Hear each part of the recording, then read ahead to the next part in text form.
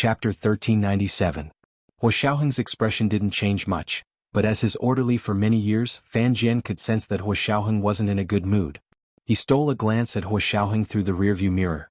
It was common for people in their line of work to not sleep for a few days, but the human body was not made of iron. He could tell that Hua Xiaoheng was still exhausted. Hua Xiaoheng propped his head up with his hand and rested his elbow on the edge of the car window. Fan Jian could only see the side of his face. His jawline was very strong and clean, but now it was a little tight. There was a murderous aura about him, and he exuded a strong aura of stay away from strangers. Fan Jian shrunk his neck and didn't dare to say anything.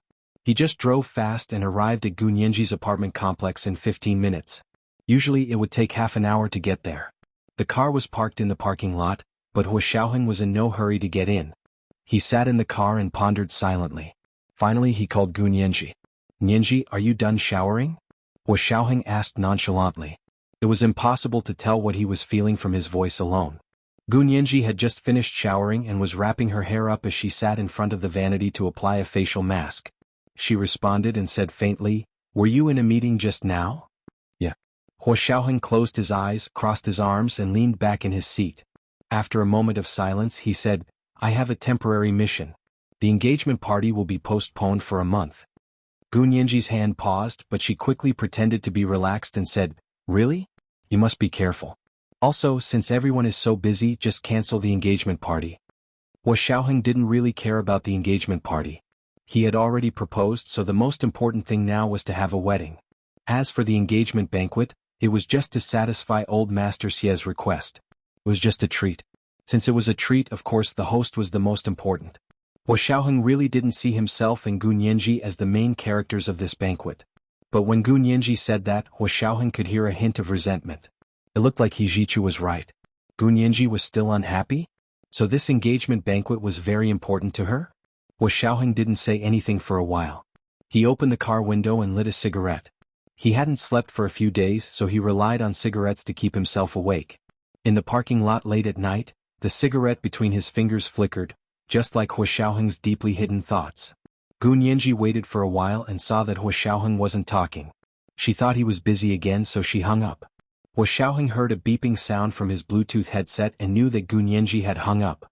He didn't say anything and continued to smoke. After a while, he threw away the unfinished cigarette in his hand and got out of the car. He took the elevator from the parking lot to Gu Nianji's floor and rang the doorbell. It was Xiao Yi who opened the door. She saw Hua Xiaoheng standing at the door through the peephole and was very surprised. She quickly opened the door.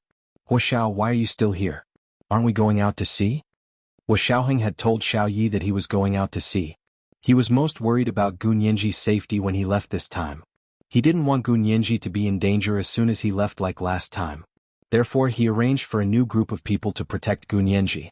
At the same time he told Xiao Yi, who was by Gu Nianji's side, to be more careful. He didn't want Gu Nianji to act alone. Hua Xiaoheng had a feeling that only by towing the submarine back and confirming Gu Xiangwen's life or death would those people targeting Gu Nianji stop. He had always thought that those people were interested in Gu Nianji because of Gu Xiangwen, who was behind her. As long as Gu Xiangwen appeared, regardless of whether he was dead or alive, the other party probably wouldn't continue to pester him. However, Hua Xiaoheng didn't want Gu Nianji to know that he was going out to sea. Therefore he gave Xiao Yi a look and didn't answer her question. "Where's Nianji?" Xiao Yi understood and immediately pouted in the direction of Gu Nianji's bedroom. "She's in the bedroom. There's nothing going on tonight. It's just that professor he called her in the evening that made her a little depressed." Hua Xiaoheng nodded and walked towards Gu Nianji's bedroom. He knocked on the door. Gu Nianji's sweet and soft voice came from inside the door. "Is that Xiao Yi? The door isn't locked. Come in." Xiao Yi smiled at Hua Xiaoheng's back and turned to return to her room. Hua Xiaoheng placed his hand on the doorknob of Gu Nianji's bedroom and gently pushed it down. The doorknob made a clicking sound. He pushed open the door of Gu Nianji's bedroom and quietly walked in. Then he closed the door behind him. Gu Nianji saw it was Hua Xiaoheng in the three-sided mirror on the dressing table. She turned around in surprise. "Major General Hua? Why are you here? Were you downstairs just now?" The two of them hadn't spoken much before hanging up the phone. It hadn't even been 5 minutes, right? Hua Xiaoheng took off his military cap and walked over. He placed his military cap on Gu Nianji's dressing table and bent down. He wanted to kiss her face, but when he saw the facial mask on her face, he only hugged her shoulder. Gu Nianji had just taken a shower, and there was a faint scent of roses on her body. Hua Xiaoheng sat down on the soft stool next to her and leaned his back against the dressing table. He lowered his eyes and said, "Time is tight this time." The engagement party was granduncle's good intentions. It's not good to cancel it. Gu Nianji could tell that he was here to explain to her. She smiled and looked at the mirror on the dressing table. "Actually, I didn't have to hold this engagement party. But if you wanted to postpone it, you had to at least tell me first. I heard from someone else that you wanted to postpone it. Did you think about how I felt?" Hua Xiaoheng pursed his lips and thought that Gu Nianji really valued this engagement party. He said slowly, "It's just a meal for everyone. I didn't tell you in advance. I was negligent." Gu Nianji didn't know whether to laugh or cry. It turned out that in Hua Xiaoheng's heart, this engagement party was just like a banquet that old Master Xia wanted to treat everyone to. He really didn't have the self-awareness that he was one of the main characters. It was just a meal for everyone. He couldn't go at the last minute, so of course he had to inform the host to postpone it. Because he subconsciously didn't think of himself as the main character, he naturally didn't think of Gu Nianji as one of the main characters. Therefore he only told the Xia family that he wanted to postpone the news. Gu Nianji naturally had someone inform her. Therefore it was normal for the Xia family's assistant to call He Jichu. Normally, if there was a change in the time of a meal, wouldn't it be a last-minute notice? Hua Xiaoheng was very disgusted by He Jichu's constant criticism of him. Understanding what Hua Xiaoheng meant, Gu Nianji pursed her lips and teased, "Major General Hua, are you explaining and apologizing to me?" TSK, it's really not easy. Major General Hua, who is used to giving orders and not going back on his word, has a day when he has to humble himself and explain to someone. I'm really flattered. Hua Xiaoheng turned to look at the mirror on the dressing table and met Gu Nianji's angry gaze in the mirror. His heart skipped a beat and he thought, so Nianji is so beautiful when she's angry. Then he realized that he really loved this girl. Even when she was angry, she looked so lively. He smiled and turned to pick up the hairdryer.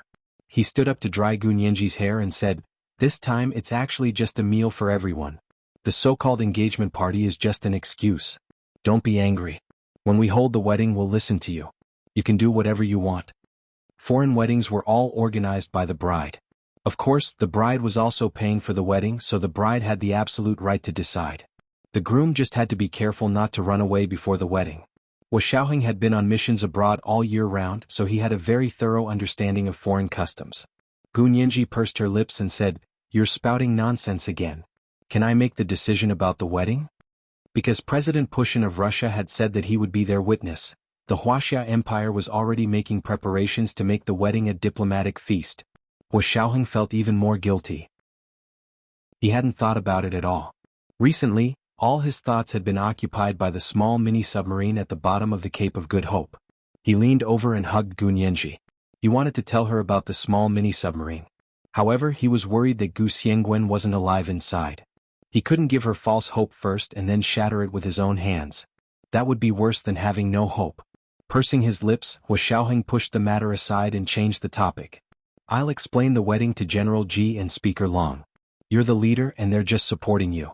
They can't take over the role." When Hua Xiaoheng said that, Gu Nianji was worried about him again.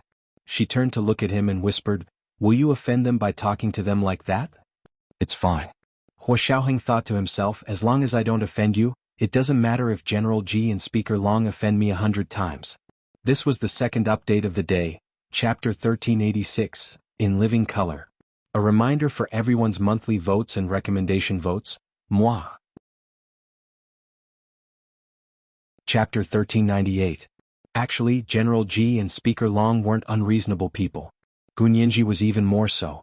Her maturity made his heart ache. Thinking about the understanding and support the people around him had for him, Hua Xiaoheng's heart gradually warmed. He put down the hairdryer and stroked her smooth hair that had just been washed. He whispered in her ear, "Wait for me to come back." Gu Nianji nodded. Her concern for him overshadowed her earlier unhappiness. It would be a lie to say that she had no emotions, but the two of them had been together for so long. She couldn't keep harping on other people's mistakes. Compared to before, Hua Xiaoheng was already much better. Moreover, Hua Xiaoheng probably didn't mean to ignore her this time. Looking at the dark circles under his eyes, the stubble on his chin, the strong smell of cigarettes on his body, and his thinner face, It was obvious how busy he was and how tense his heart was. Gu Nianji didn't know what important mission Hua Xiaoheng had, but looking at him acting like he was facing a formidable enemy, it probably wasn't a small task. Moreover, with Hua Xiaoheng's current status, small tasks wouldn't be his turn. You have to be careful. Gu Nianji reminded him again. Okay, I'm fine now. You can go back. Rest well. You look like you didn't sleep at all last night, right? Hua Xiaoheng's eyelids were actually so heavy that he almost couldn't keep them open. He really couldn't take it anymore and said, I'll just lie here for a while. Don't worry about me. As he spoke, he sent a text to Fan Jian to tell him to go back first and pick him up at 6 the next morning. Fan Jian drove away as soon as he received the text. Gu Nianji got up to get a blanket from the closet. When she turned around, she saw that Hua Xiaoheng had already fallen asleep on the couch in the bedroom. She wanted him to sleep on the bed, but he wouldn't wake up no matter how hard she tried. Hua Xiaoheng seemed to have fallen asleep in a second. Gu Nianji could only carefully take off his shoes and lift his legs onto the couch. She covered him with the blanket and quietly returned to bed to sleep. Lying on the bed, she looked in Hua Xiaoheng's direction and sighed softly in her heart.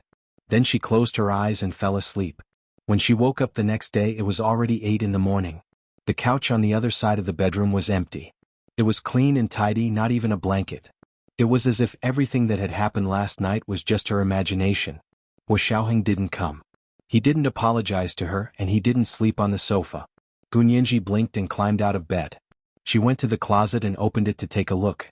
The quilt she had taken out of the closet last night was folded neatly on the closet lattice like a piece of tofu. Gu Nianji smiled. It wasn't her imagination. Hua Xiaoheng had indeed been here last night. Other than Hua Xiao, no one else would be able to fold this into a standard tofu block.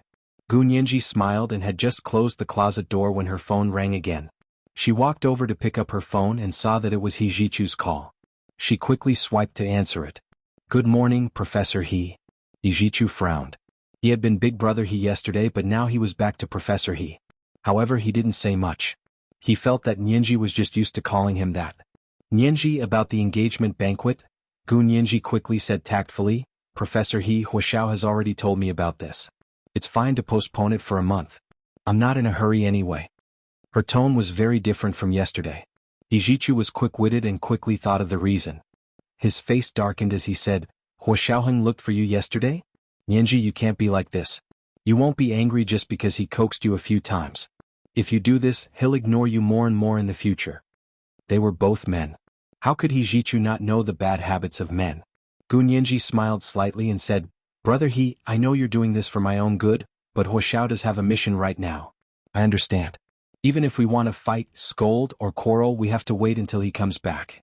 I don't want to be at odds with him when he's about to go out on a mission and distract him. She was unhappy, and Hua Xiaoheng hadn't completely coaxed her last night, but she knew the severity of the situation. In her heart, nothing was more important than Hua Xiaoheng's safe return. He Jichu was speechless, but he couldn't say that Gu Nianji was wrong. Although he still felt uncomfortable, he could only say, It's good that you've thought it through. I'll follow up on the rest and I'll tell Grandfather Xia about this. Gu Nianji quickly said, Forget it, Grandfather Xia might not know. Why cast a shadow over his good intentions? She didn't want He Jichu to be unhappy, so she quickly changed the topic and said, Brother He, I've been studying the quantum communicator that my father invented recently. I really regret not studying high-energy physics in college. He Jichu? His anger was instantly extinguished by the quantum communicator. After a moment of silence, he said, Take your time studying it. I still have things to do. With that, he hung up the phone. Gu Nianji didn't mind. She took out a high-energy physics textbook that Song Jining had forced on her in the past and planned to study it by herself. However, she probably didn't have the talent for it. After reading for a while, she felt sleepy again. She threw down the book and went back to bed. Hua Xiaoheng did wake up on time at 6 in the morning. He washed up quietly, tidied up the sofa, and kissed Gu Nianji on the forehead before leaving quietly. Xiao Yi was waiting for him in the living room. She whispered, Don't worry, Major General Hua. I won't leave Miss Gu's side. If anyone wants to harm Miss Gu, they'll have to step over my dead body. Hua Xiaoheng was slightly taken aback. He said amiably, I know Colonel Zhao's abilities. I believe that you can protect both Nianji and yourself. Yes, Chief. Xiao Ye's heart warmed up, and she stood at attention and saluted excitedly. With such a boss, why didn't they follow him wholeheartedly? They would do their best until the day they died. Hua Xiaoheng came out of the elevator of Gu Nianji's San Juan apartment and went straight to the parking lot at the bottom of the building. Fan Jian's car stopped there on time and took him back to the headquarters of the Special Operations Forces. He went back and continued to work for 2 more days. The results of the political investigation returned one after another, and all the personnel were confirmed. The research ship and the escort fleet were already in place. They were quietly moored at the southernmost military port of the Huaxia Empire, ready to go. Before leaving, Hua Xiaoheng stood in front of the window in his office. He looked at the blue sky and red sun outside the window and narrowed his eyes. For some reason he felt that something was wrong. But he couldn't tell what was wrong. Everything made sense and it matched all the clues they had found in the past 7 years. If he had to say that something was wrong, it was probably that many clues that they had not found in the past 7 years had suddenly appeared in the past 2 months and finally gathered in the Cape of Good Hope that they had already confirmed. But it could also be said that quantitative change had caused qualitative change. Their 7 years of hard work had finally paid off at this moment. Hua Xiaoheng looked down at the empty square outside the window. He put on his Bluetooth headset and said to Zhou Qiyuan, "Make the arrangements. I want to see Gu Yanran immediately." He still needed to confirm it one last time. The whole world had been searching for that plane for so many years, but only Gu Yanran claimed that she had seen the crashed plane. However, the father she had saved wasn't Gu Xiangguan. She had already confessed during her trial last year. When she found the wreckage of the crashed plane, her father had already been killed, so she cremated him and his wife and threw their ashes into the sea. The place where the plane crashed was in the Cape of Good Hope. This was also the reason why Hua Xiaoheng still sent Zhao Liangzi to search the islands in the Cape of Good Hope even though he didn't believe her. Because they had found out through the lie detector that Gu Yanran's words were still partially true. For example, the place where the plane crashed was most likely on that island. However, Zhao Liangzi still hadn't found out which island in the Cape of Good Hope it was. Before he found the island where the plane crashed, Hua Xiaoheng had obtained another coordinate from Luo Jialan's phone. Zhao Liangzi used this coordinate to find a small submarine that had sunk to the bottom of the sea, but he didn't find the wreckage of the plane. From all aspects, only Gu Xiangguan had the ability to build this small submarine. Therefore, they felt that salvaging this submarine was the closest clue to Gu Xiangguan.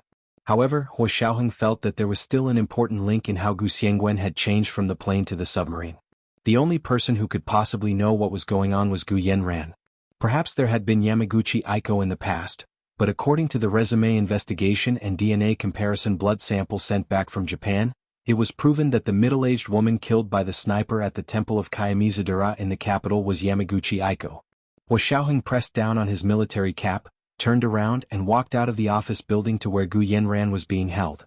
Gu Yanran was a foreigner, and her conviction was in the Huaxia Empire. Because she had a close relationship with the Gu family, she had been held in the secret base of the Special Operations Forces until Gu Xiangguan's whereabouts were confirmed.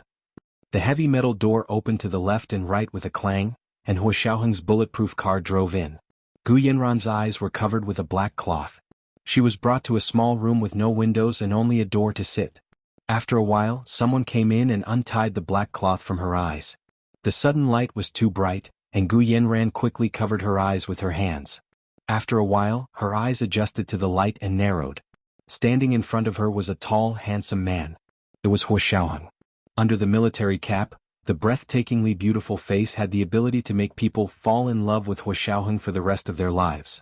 Gu Yanran saw that it was him and slowly smiled. She said meaningfully, "You've finally come to find me. I've been waiting for this day." "Really?" Hua Xiaoheng sat down in front of her and lit a cigarette. He played with the Zippo lighter that Gu Nianji had given him with one hand and tried to get information from her. "You finally thought it through. Then tell us everything so we don't have to waste our breath." His attitude was calm and his expression was calm as usual. There was no sign of panic at all. Gu Yanran's heart skipped a beat. It was different from what she had imagined. She looked at him suspiciously and said, "What did you say? Didn't I say everything I needed to say?" This is the first update of the day, Chapter 1387, Waiting for This Day. Today is the third update.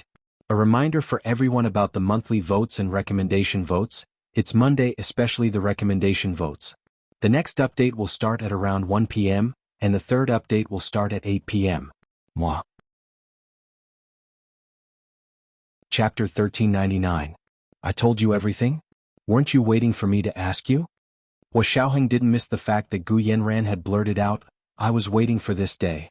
Gu Yanran looked down and smiled. "I thought you thought it through and came to let me out." Hua Xiaoheng's lips twitched. He knew she wasn't telling the truth, so he asked calmly, "I'll give you one last chance. Where is Gu Xiangwen?" "Gu Xiangwen? You're asking me about Gu Xiangwen?" Gu Yanran seemed very disappointed. After a while she shrugged. "Didn't I already tell you? He died in the plane crash. I cremated his and his wife's bodies and threw the ashes into the sea. Then I found my biological father who abandoned his wife and daughter. I made him a vegetable and pretended to be Gu Xiangwen." "Then how did you know about the island where the plane crashed?" Hua Xiaoheng asked again. "I'll let you say it again. You might not believe it, but I received a message from Gu Xiangwen asking me to go there to find him, so I went." Gu Yanran tilted her head with a smile. Hua Xiaoheng's expression turned cold. "How did you receive the message?" Gu Yanran seemed like she couldn't continue. She suddenly smiled and looked at him. "You're forcing me to make up a story." Hua Xiaoheng was speechless. "Just repeat what you said last time. Were you also making up a story last time?" Hua Xiaoheng was getting impatient. He swore that if he found out Gu Xiangwen's real whereabouts this time, he would definitely get someone to execute Gu Yanran, regardless of whether he was dead or alive. The death penalty was enough for her crimes. The only reason they kept her alive was because she was the only person they knew who had seen the crash of MH210. And Gu Xiangwen was on that plane. Gu Yanran leaned back in her seat and said nonchalantly, "Hua Xiao, don't force me. I've told you everything I know. If you continue to force me, I can only randomly make up a story." "Ha!" she laughed maniacally. The corners of her eyes were bloodshot, and her cheeks were abnormally red. No matter how he looked at it, it seemed like he was insane. Hua Xiaoheng narrowed his eyes and didn't continue to press her. He stood up and adjusted his military uniform. He said calmly, "It's fine if you don't say it. I'm not in a hurry anyway. Let's see how long you can keep your mouth shut." Hua Xiaoheng turned around and left. Gu Yanran's hysterical laughter stopped abruptly. She looked at Hua Xiaoheng's silhouette in shock and uncertainty. Biting her lip, she suppressed the surging blood in her chest. She could not say it, actually she didn't want to die. She really didn't want to die. By the time they got out of the place where Gu Yanran was being held, there was only half an hour before the military plane took off. "Let's go to the airport." Hua Xiaoheng calmed himself down, and the expression on his face became even more unshakable. So what if it was a trap? This time he was not alone. He had brought along the most elite Navy warships and Marine Corps of the Army. Setting a trap for him would be setting a trap for the Huaxia Empire. However, in this world, the person who was qualified to set a trap for the current Huaxia Imperial military had yet to be born. In the face of absolute strength, all schemes and tricks were paper tigers. If it was really a trap, the other party must have put in a lot of effort, and the bait must be exceptionally delicious. Of course, Hua Xiaoheng was only considering the worst-case scenario. In fact, according to their intelligence analysis, the possibility of this being a trap was very low. That day the weather was clear and the sun was shining. A military plane roared into the blue sky, carrying Hua Xiaoheng and his chosen team to the southernmost military port city airport. Song Jining sat with him and looked at the white clouds flying past the window. Her emotions were fluctuating. She whispered to Hua Xiaoheng, "Did you detect any signs of life in the submarine?" Hua Xiaoheng nodded. "I did. No." Song Jinning's heart skipped a beat and she raised her eyebrows. "No. Really?" "Yes, it's just that the submarine has been at the bottom of the sea for about 5 or 6 years, or maybe 6 or 7 years. As for exactly how long it has been, we can only be sure if we salvage it. If it had been at the bottom of the sea for so long, it would probably be a disaster." Song Jinning closed her eyes and said calmly, "Then I can only pray." Hua Xiaoheng. 5 hours later, the military plane arrived at the military port city airport at the southernmost tip of the Huaxia Empire. Everyone got off the plane and was taken by military vehicles to the military port. There was no stop in the middle, so there was no time for everyone to make phone calls. When they arrived at the port and were about to board the ship, Hua Xiaoheng sent people to stand at the entrance of each warship and collect their personal phones and electronic devices one by one. "Don't worry everyone. These devices will be returned to you after the operation is over. The electronic equipment for your work has already been installed and debugged on the ship. Everyone can use it without worry." When they said that they had installed and debugged, they meant that the equipment had already been closely monitored. Although these people had already passed the strict political investigation, that could only prove that these people had no misdeeds in the past. Who knew if they would in the future? This trip from the military port to the high seas near the Cape of Good Hope would take more than 10 days at sea. Including the time needed to salvage it, it would take a month to go back and forth. Therefore they had to be on guard. These people were also from the military. They understood that this was an established procedure, so they were not dissatisfied. After everyone called their families to report that they were safe, they handed over their personal phones and electronic devices. Before Hua Xiaoheng boarded the ship, he sent Gu Nianji a text message. Mr. A, we've arrived. Don't miss me. Song Jining looked up at the research ship in front of her. It was much bigger than the research ship they had taken to the Sea of Japan the last time. The ship had a blue hull and a white body. The hull of the ship near the port was painted with the word Seed. This was the name of the research ship.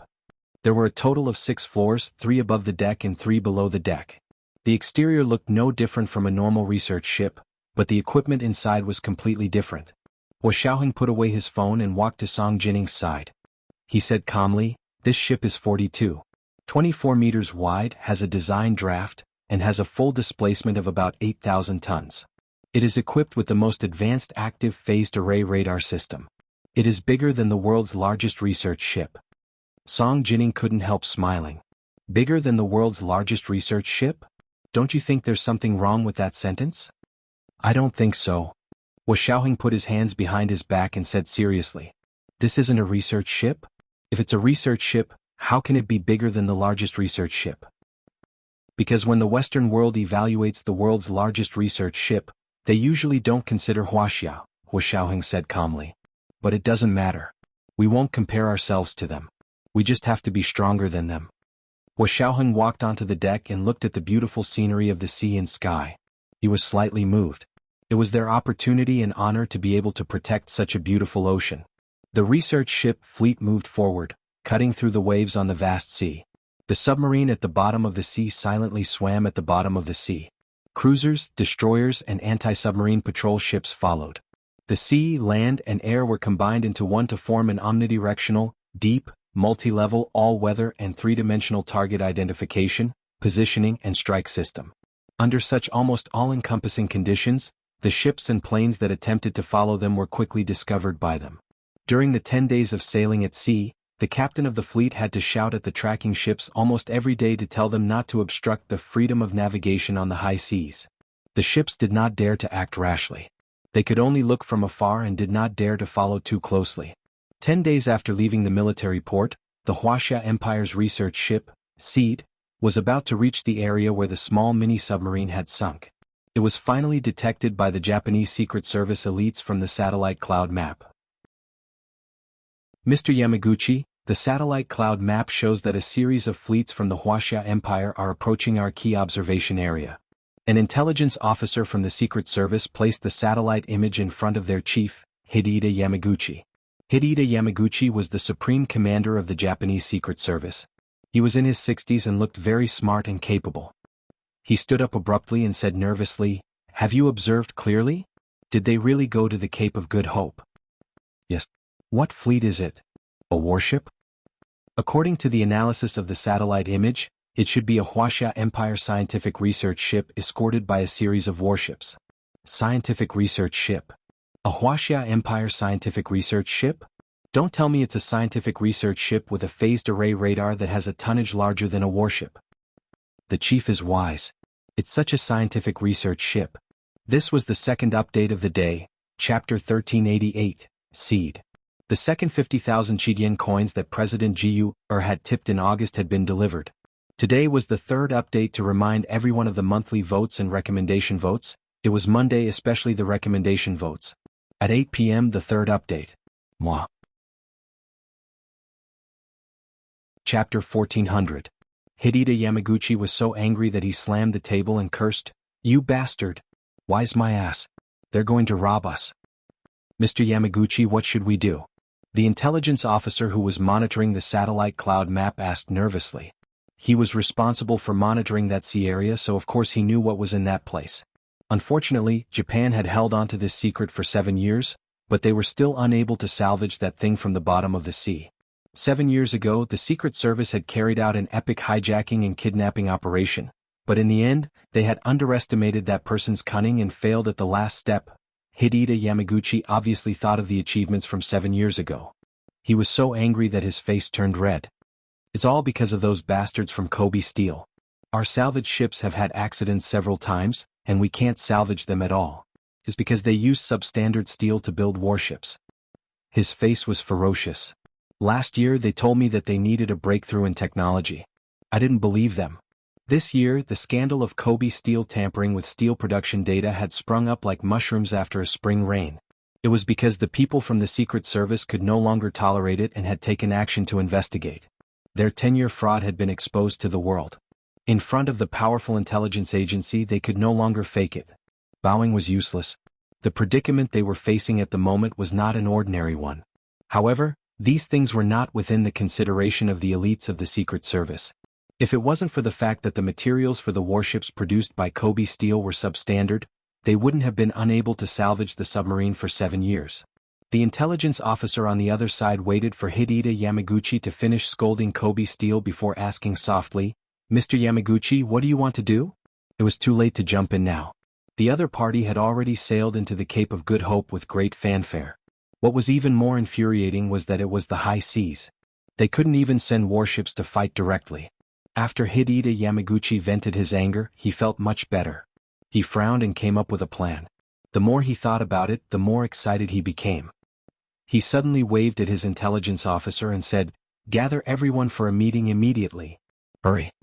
5 minutes later, the most elite 5-man team of the Secret Service sat in the most confidential conference room and held a meeting for the entire day. There's a saying in Wuxia. The mantis stalks the cicada, unaware of the oriole behind.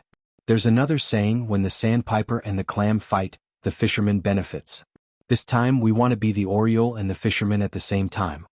Hideta Yamaguchi set the purpose of this operation and then waved his hand. Our great Japanese Maritime Self-Defense Force has a base near the Cape of Good Hope. Feel free to deploy them. However, you can't use the name of the great Japanese Maritime Self-Defense Force, understand? The group of 5 answered in unison, their voices loud and clear. On the 10th night, Wuxia finally arrived at the area where the submarine had sunk at the Cape of Good Hope and met up with Zhao Liangzi, who had been waiting there for a long time. Zhao Liangzi brought a group of people and took a speedboat to the research ship, Seed, to signal Wuxia. Only when the signals from both sides matched did they confirm their identities. A rope basket was lowered from the research ship and Zhao Liangzi and the others were hoisted up. "Mr. Hua." Zhao Liangzi saluted as soon as he reached the deck. He was also very excited. He hadn't seen anyone familiar for a long time. He was almost cut off from the world. Wuxia nodded. "How's the situation here?" Zhao Liangzi's radar system was much more sophisticated than the equipment on their ship. He said, "We haven't found any ships or planes approaching this area for the time being, but we've detected some signals at sea recently. I'm worried that a ship will be coming soon." Wuxia walked into the cabin and asked Zhao Liangzi to take out the detection records of the past few days. He entered them into his computer and looked at them carefully. Soon, the perimeter security system was deployed. Wuxia gathered all the military equipment experts and said, "We've reached our destination. Time is of the essence, so we can't let everyone rest. From now on we'll form 3 teams. We'll work in 3 shifts every day without stopping. We must salvage that small submarine as soon as possible." Technically, there were 4 ways to salvage a submarine: sealing the cabin and pumping water, floating box, foam plastic, and inflatable drainage. However, none of the 4 methods were suitable for the deep-sea submarine this time. For example, sealing the cabin and pumping water was for a damaged submarine. After sealing the breach, the water would be pumped to float the submarine. However, this small submarine was very tightly sealed, and there was no sign of water entering it at all. Another example was inflatable drainage, which was to inject compressed air into the sunken submarine to allow the water to be discharged, so that the submarine could float to the surface. Similarly, because the small submarine had sunk too deep, the frogmen couldn't dive to that depth, so neither method was suitable. In addition, the floating box and foam plastic salvage took too long and weren't suitable for their specific situation. Therefore, considering the location and size of the submarine, the experts from the Wuxia Imperial Military General Assembly Department came up with a new idea. They installed a huge robotic arm in the shape of a human hand on the research ship and fixed it with steel cables. Then, they drove the research ship directly above the submarine and lowered the robotic arm with iron chains. The robotic arm had cameras and control systems on it so they could operate and monitor it through computer equipment on the ship. This way they didn't have to let the frogman warriors take risks, nor did they have to worry about any traps below. However, this method was easy to say, but it was very difficult to operate. This was because this operation required very high precision, and the material requirements for the robotic arm were also very high. If the quality of the steel wasn't up to standard, it would break and the salvage would fail. Moreover, they didn't know why the submarine had sunk to the bottom. If it had been caught by something, it would take a lot of effort for them to salvage it. They didn't know if the engine they had brought had enough horsepower. These were all things that needed to be constantly corrected during trials. Hua Xiaoheng's orders were passed down, and the people on the ship were quickly divided into groups. Hua Xiaoheng, Song Jining, and Zhao Liangzi were considered the core personnel. They were divided into 3 different time periods, so that they could assist and monitor the 3 shifts of the General Assembly experts. Hua Xiaoheng took the lead in the first shift. He asked Song Jining and Zhao Liangzi to sleep first and would replace him in 8 hours. Song Jining was indeed a little tired from the bumpy journey at sea. She didn't stand on ceremony with Hua Xiaoheng and went to sleep in her cabin. Zhao Liangzi wasn't sleepy, and he was more familiar with this place, so he volunteered to wait a few hours before going to sleep. Hua Xiaoheng agreed and watched the General Assembly experts operate the robotic arm in the monitoring room with him. There were dozens of large and small computer screens lit up in the monitoring room. The largest screen was 60 inches and the effect was very clear. Hua Xiaoheng stood in front of the screen and watched as the robotic arm that looked like a human hand was slowly lowered into the deep sea by a thick iron chain. This area of the sea was high seas and there were usually few people here. Although the submarine had been here for several years, it had probably never moved. To the marine animals here, it was no different from a cluster of coral reefs. Colorful corals stood upright in the water, a large red starfish lay quietly on the reef, and a black stingray swept past the camera like a giant bat.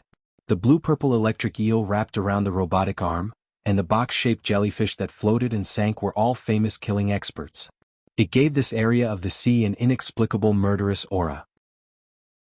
Hua Xiaoheng stared intently at the screen and saw the robotic arm stretch out slightly in the sea, causing the 2-meter-long blue-purple electric eel to be torn apart. The robotic arm continued to descend. 30 minutes later they finally saw the sand at the bottom of the sea. The small mini-submarine was even more clearly displayed in front of them. Hua Xiaoheng frowned slightly and suddenly said, "To the right, a little more to the right." The General Assembly expert remotely controlled the robotic arm and slowly moved it to the right. At that moment, a row of glowing words appeared above the mini-submarine.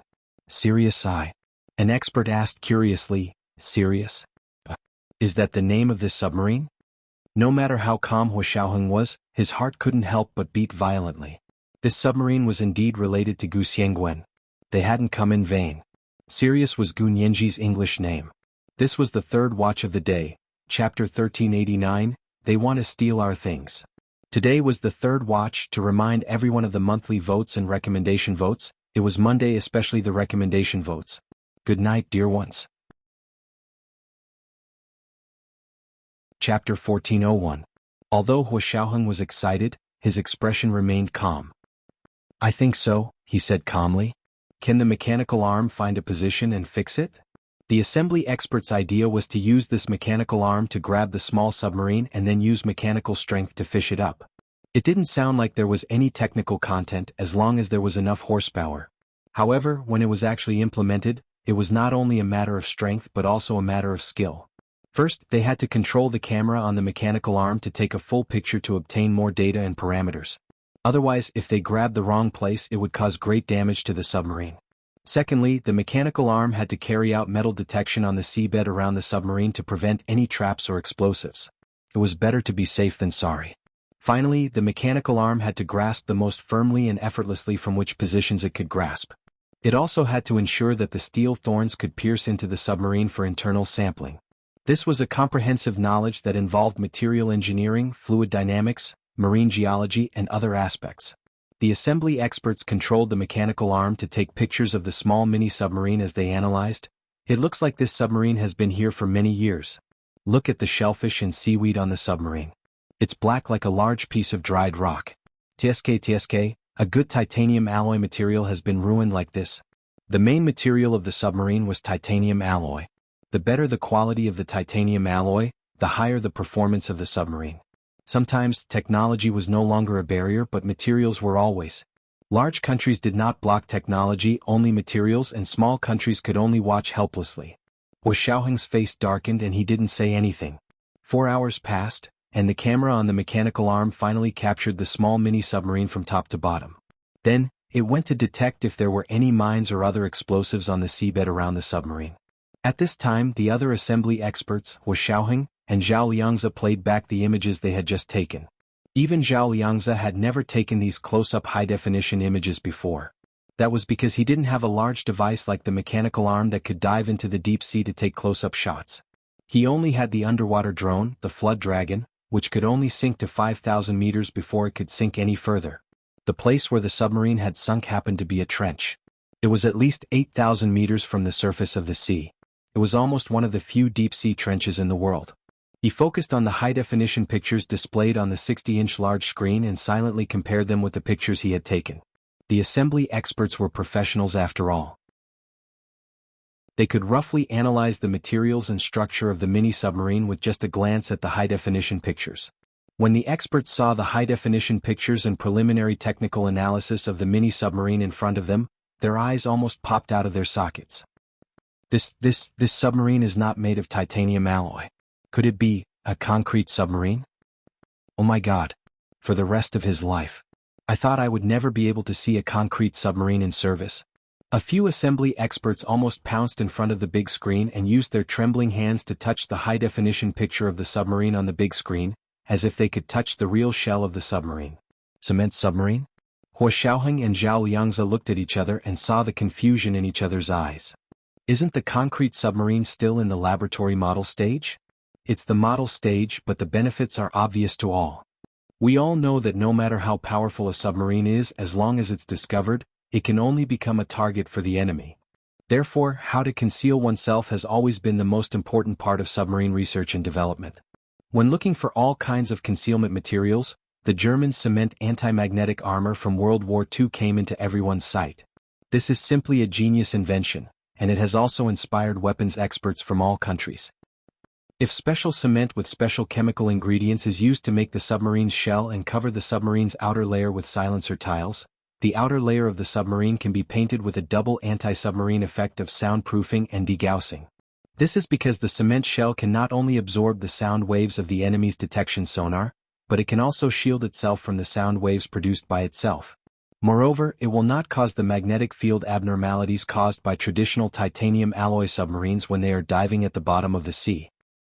Existing submarines are all made of special titanium alloy materials. This material has its good side, such as being light, strong and durable, but it also has many congenital defects that countries can't overcome. For example, it can't shield sound waves, and it can't eliminate the magnetic field variations produced when it moves. It wasn't until a few years ago that Russia's Ruby Central Weapons Design Bureau came up with the idea of a cement submarine, that these problems were easily solved. Because a submarine with a cement shell can first easily break through the diving limit of an ordinary submarine of 1,800 feet and sink to the deepest seabed by its own gravity. Secondly, its coating can make all detection anti-submarine systems that rely on sound and magnetic fields ineffective. Finally, it's a cement fortress. It's an indestructible shield. If it's built properly, even nuclear weapons can't blow it up. The General Assembly expert's eyes lit up like a tomb robber who had seen a rare treasure. He began to talk at length about the benefits of the cement submarine. Wu Xiaoheng had heard a little about the cement submarine. He had sent his own people to infiltrate the Russian KGB a few years ago, partly because of the new type of submarine, the cement submarine. However, as far as he knew, the Russian cement submarine was still in the blueprints and models. They had not developed a submarine that could be used in actual combat. Moreover, they were very small, much smaller than the small mini-submarine in front of them. They had previously identified this submarine as a small mini, compared to traditional titanium alloy submarines. If it was really a cement submarine, then its size was already a proper giant. It's really a cement submarine? That's really impressive. Zhao Liangzi muttered to himself, but it's so heavy. How can it rise from the bottom of the sea? Look at its flank. Yes, that's the place. The General Assembly expert used a laser pointer to circle an area on the big screen. When it moves, there will be a glider extending out here. It can both reduce resistance and speed up. If it uses nuclear power as its power system, it'll be amazing. It'll have unlimited endurance at the bottom of the sea.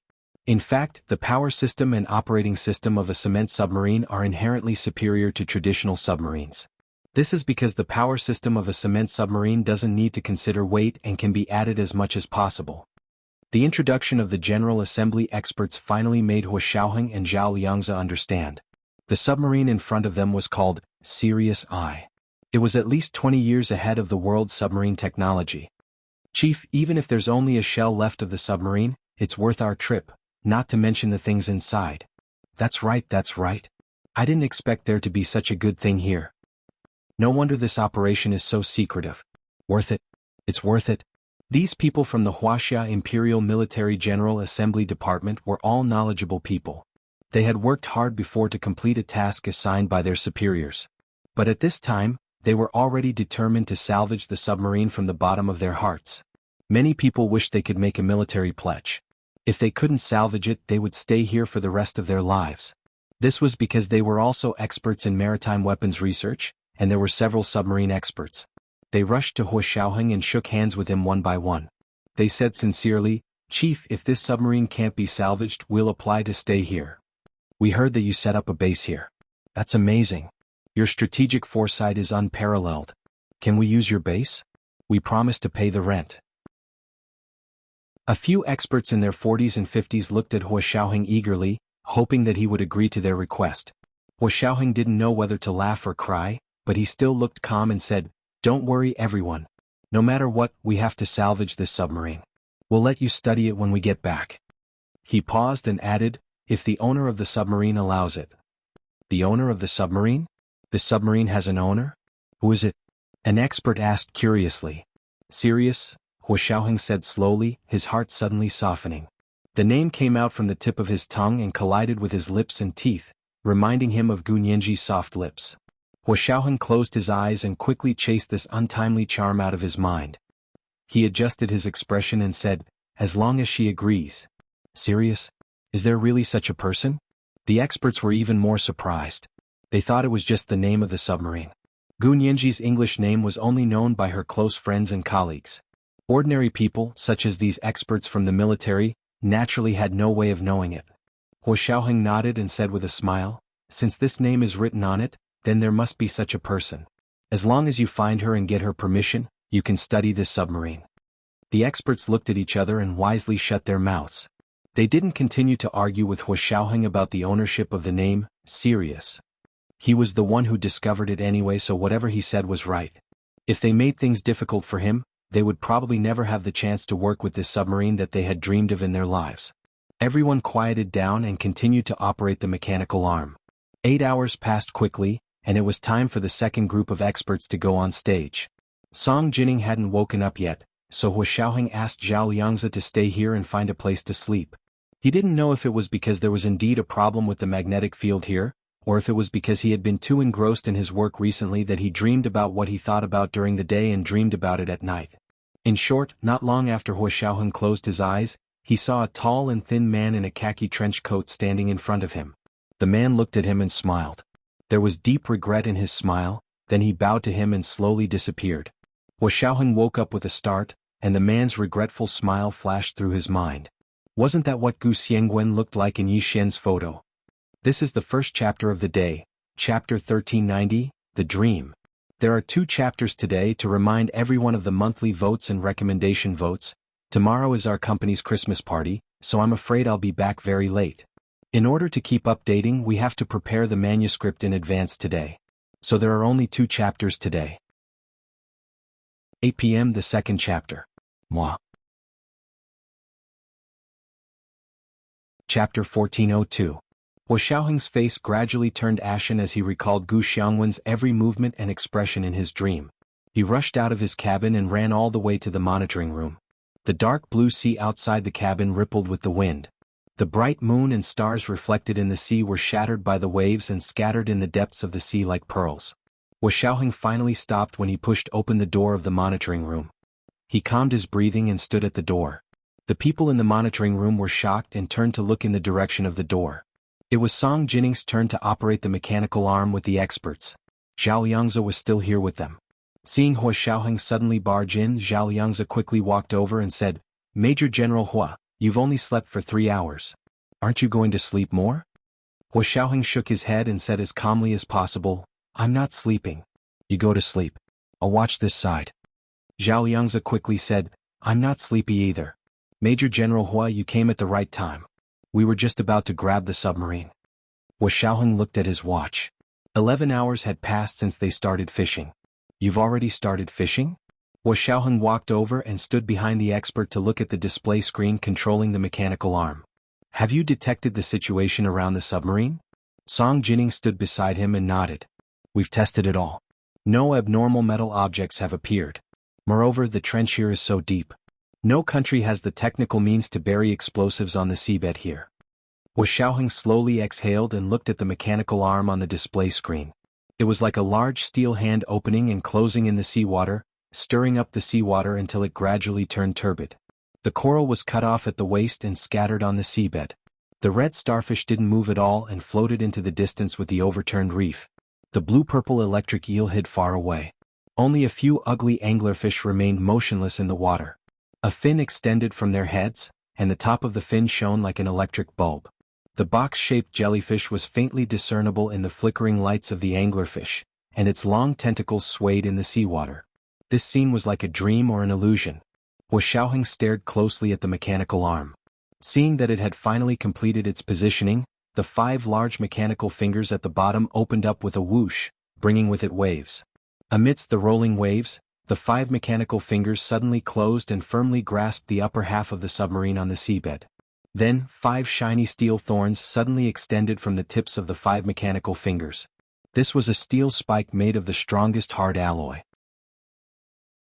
It could instantly penetrate the cement shell of the submarine and pierce into the interior of the submarine to fix it, making it easy to salvage. Furthermore, the 5 steel spikes were hollow in the middle. They could also sample the air inside the submarine and analyze it. Under everyone's nervous gaze, the 5 steel spikes pierced into the submarine's shell from different angles. A series of ear-piercing noises came from the monitor. This kind of ear-piercing sound was 100 times worse than the sound of a steel file grinding a hacksaw. Those with weaker hearts had their faces drained of blood and were as pale as paper. Fortunately, it didn't take long. Not long after, the ear-piercing sound of the drill disappeared. The 5 steel thorns slowly pierced through the submarine's outer shell and firmly held the submarine in place. "Prepare the lift. Prepare the power unit. Rope team, get ready." As a series of instructions were issued, the submarine was ready to be lifted up. At the same time, the steel thorns that had drilled into the submarine had already sent up the air sample inside the submarine. Song Jining quickly took over the analysis. She entered the air sample sent up from the steel thorns into the instrument. Before she could start the full analysis, she heard a beep from her instrument. The analysis was completed. In less than a second. Song Jinning's expression immediately became even worse than when she heard the sound of the steel spike drill. The analysis results were produced in such a short time not because her instrument was particularly good, but because the air composition in the submarine was very simple. It was so simple that the analyzer could perform the theoretical fastest analysis speed. In other words, the air in the submarine only had one active ingredient. No matter what the conditions were, if the air in a sealed space only had one component, it meant that the space was a dead space. Her hand trembled as she pressed on the air analyzer. She saw a large chemical formula appear on it, N2. N2 nitrogen. The submarine was filled with nitrogen. It was so dense that the other components were almost negligible. Song Jining rubbed her eyes and took a deep breath. She removed the air sample from the first steel thorn, emptied the analyzer, and began to measure the air sample from the second steel thorn. It was almost exactly the same as before. The air analyzer also showed N2. Then the third, the fourth and the fifth. It was all N2 nitrogen. At this point, Song Jining could no longer convince herself. She turned her head to look at the equipment experts who were still monitoring and said in a deep voice, "The submarine is filled with nitrogen. There are no other components." "Nitrogen? Are you sure? It's all nitrogen?" The equipment experts were stunned. What kind of operation was this? Where did the nitrogen come from? How did it get into the submarine? If the oxygen in the submarine was thin, they could completely understand. However, not only was there no oxygen or carbon dioxide, but it was filled with pure nitrogen. That was a little strange. They could conclude that the pure nitrogen in the submarine definitely did not exist naturally. It must have been man-made. Although he was mentally prepared, Hua Xiaoheng's heart still felt empty when he heard Song Jining confirm his guess. It was like the strong sense of weightlessness when parachuting from a height of 10,000 meters. Then, there's definitely no one alive inside. An expert came back to his senses and sighed. They had originally held onto a sliver of hope that there might be someone alive inside. That way they could have a good chat with them. Unfortunately, their last hope was shattered. Hua Xiaoheng's eyes were sore and dry, and his eyes instantly turned red. Zhao Liangzi looked at him worriedly and patted his back comfortingly. He said in a low voice, "My condolences." Hua Xiaoheng raised his head with difficulty and swallowed the tears that were about to fall. His voice was especially deep and thick. "It's okay. Continue." The experts looked at each other, but none of them were gossipy people. They quickly looked away and focused on their intense work. Song Jining shook her head regretfully and turned to look at Hua Xiaoheng. She whispered, "What do you plan to tell Nianji?" Hua Xiaoheng's face was as dark as water. He walked to the window of the monitoring room with his hands behind his back and stood still. He looked out the window at the vast night sky. After a while he said, "We'll talk about it after the submarine is salvaged. Maybe there was no one inside? Or maybe Gu Xiangwen wasn't inside." He wouldn't give up hope until the last moment. Song Jining knew that Hua Xiaoheng was just being cautious out of habit. However, the outcome had already been decided. Whether he admitted it or not, it was there. She turned around to look at the analyzer and suddenly said, "Since the steel spikes on the mechanical arm's fingers are hollow, can you put down the pinhole camera and take a picture of the situation inside the submarine?" "No way, right?" Although the pinhole camera is called a pinhole, that refers to the aperture. Its real size is still too big compared to the steel spikes on the mechanical arm's fingers. An equipment expert rejected Song Jining's suggestion. Otherwise they would have installed cameras on the 5 steel spikes on the mechanical arm. Zhao Liangzi's heart skipped a beat. He quickly said, "I have a custom-made pinhole camera. It's different from other pinhole cameras. It's especially small. Maybe we can give it a try." This was the special equipment that the Special Operations Forces had equipped for field personnel. It was many times stronger than the pinhole cameras that were the size of a dollar coin on the market. Zhao Liangzi's pinhole camera was not only a literal pinhole camera, but he had also installed an AI system with a simple self-recognition function. In other words, this was an intelligent pinhole camera. In other words, it was a little robot that liked to peep everywhere. This was the second update of the day, Chapter 1391, N2. A reminder for everyone's monthly votes and recommendation votes, moi. Chapter 1403. This smart pinhole camera had been modified by Zhao Liangzi in his spare time. He had reported it to Hua Xiaoheng. Hua Xiaoheng's eyes moved slightly as he looked at him. "Did you bring it?" "Yes, I'll take it out now and see if I can put it in the elevator over at the mechanical arm." Zhao Liangzi ran back to his cabin and quickly took his little robot, smart pinhole camera. He went out to communicate with the staff on the deck who were in charge of operating the cables of the mechanical arm for a while. Then he hung it at the lower end of the long rope with a special thin rope and slowly lowered it. This little robot, smart pinhole camera, was indeed very small. It looked about the size of a freshwater pearl with a diameter of about 2 millimeters. It was almost impossible to tell that it was a camera. However, when it reached its destination it could be reassembled. There would be 3 miniature rollers about 1 millimeter in diameter at the bottom that would carry it around to film. There was also a pair of wings that were as thin as cicada wings on its back that could extend out and carry it to fly and film. At this time it was like a drone, but it was smaller and more concealed. Even professionals would find it difficult to discover its existence. Time passed by. Zhao Liangzi sat in front of his computer and watched the little robot gradually approach the upper part of the steel spike on the fingers of the mechanical arm under the guidance of the rope. He hoped that the opening at the lower end of the steel spike would be big enough for his little robot to crawl in. The little robot, which looked like a pearl the size of a grain of rice, moved step by step and was about to approach the opening at the lower end of the steel spike. Zhao Liangzi held his breath and watched as the small bead glided through the hole. Then it slowed down as if it was difficult to move forward and could no longer take another step forward. It followed the arc of the steel spike and spun in a circle. "Just a little more, just a little more." Zhao Liangzi couldn't help but shout to the staff on the deck outside. "Can you expand the bottom of the steel spike a little more? Just a little more." The staff member listened and thought for a moment.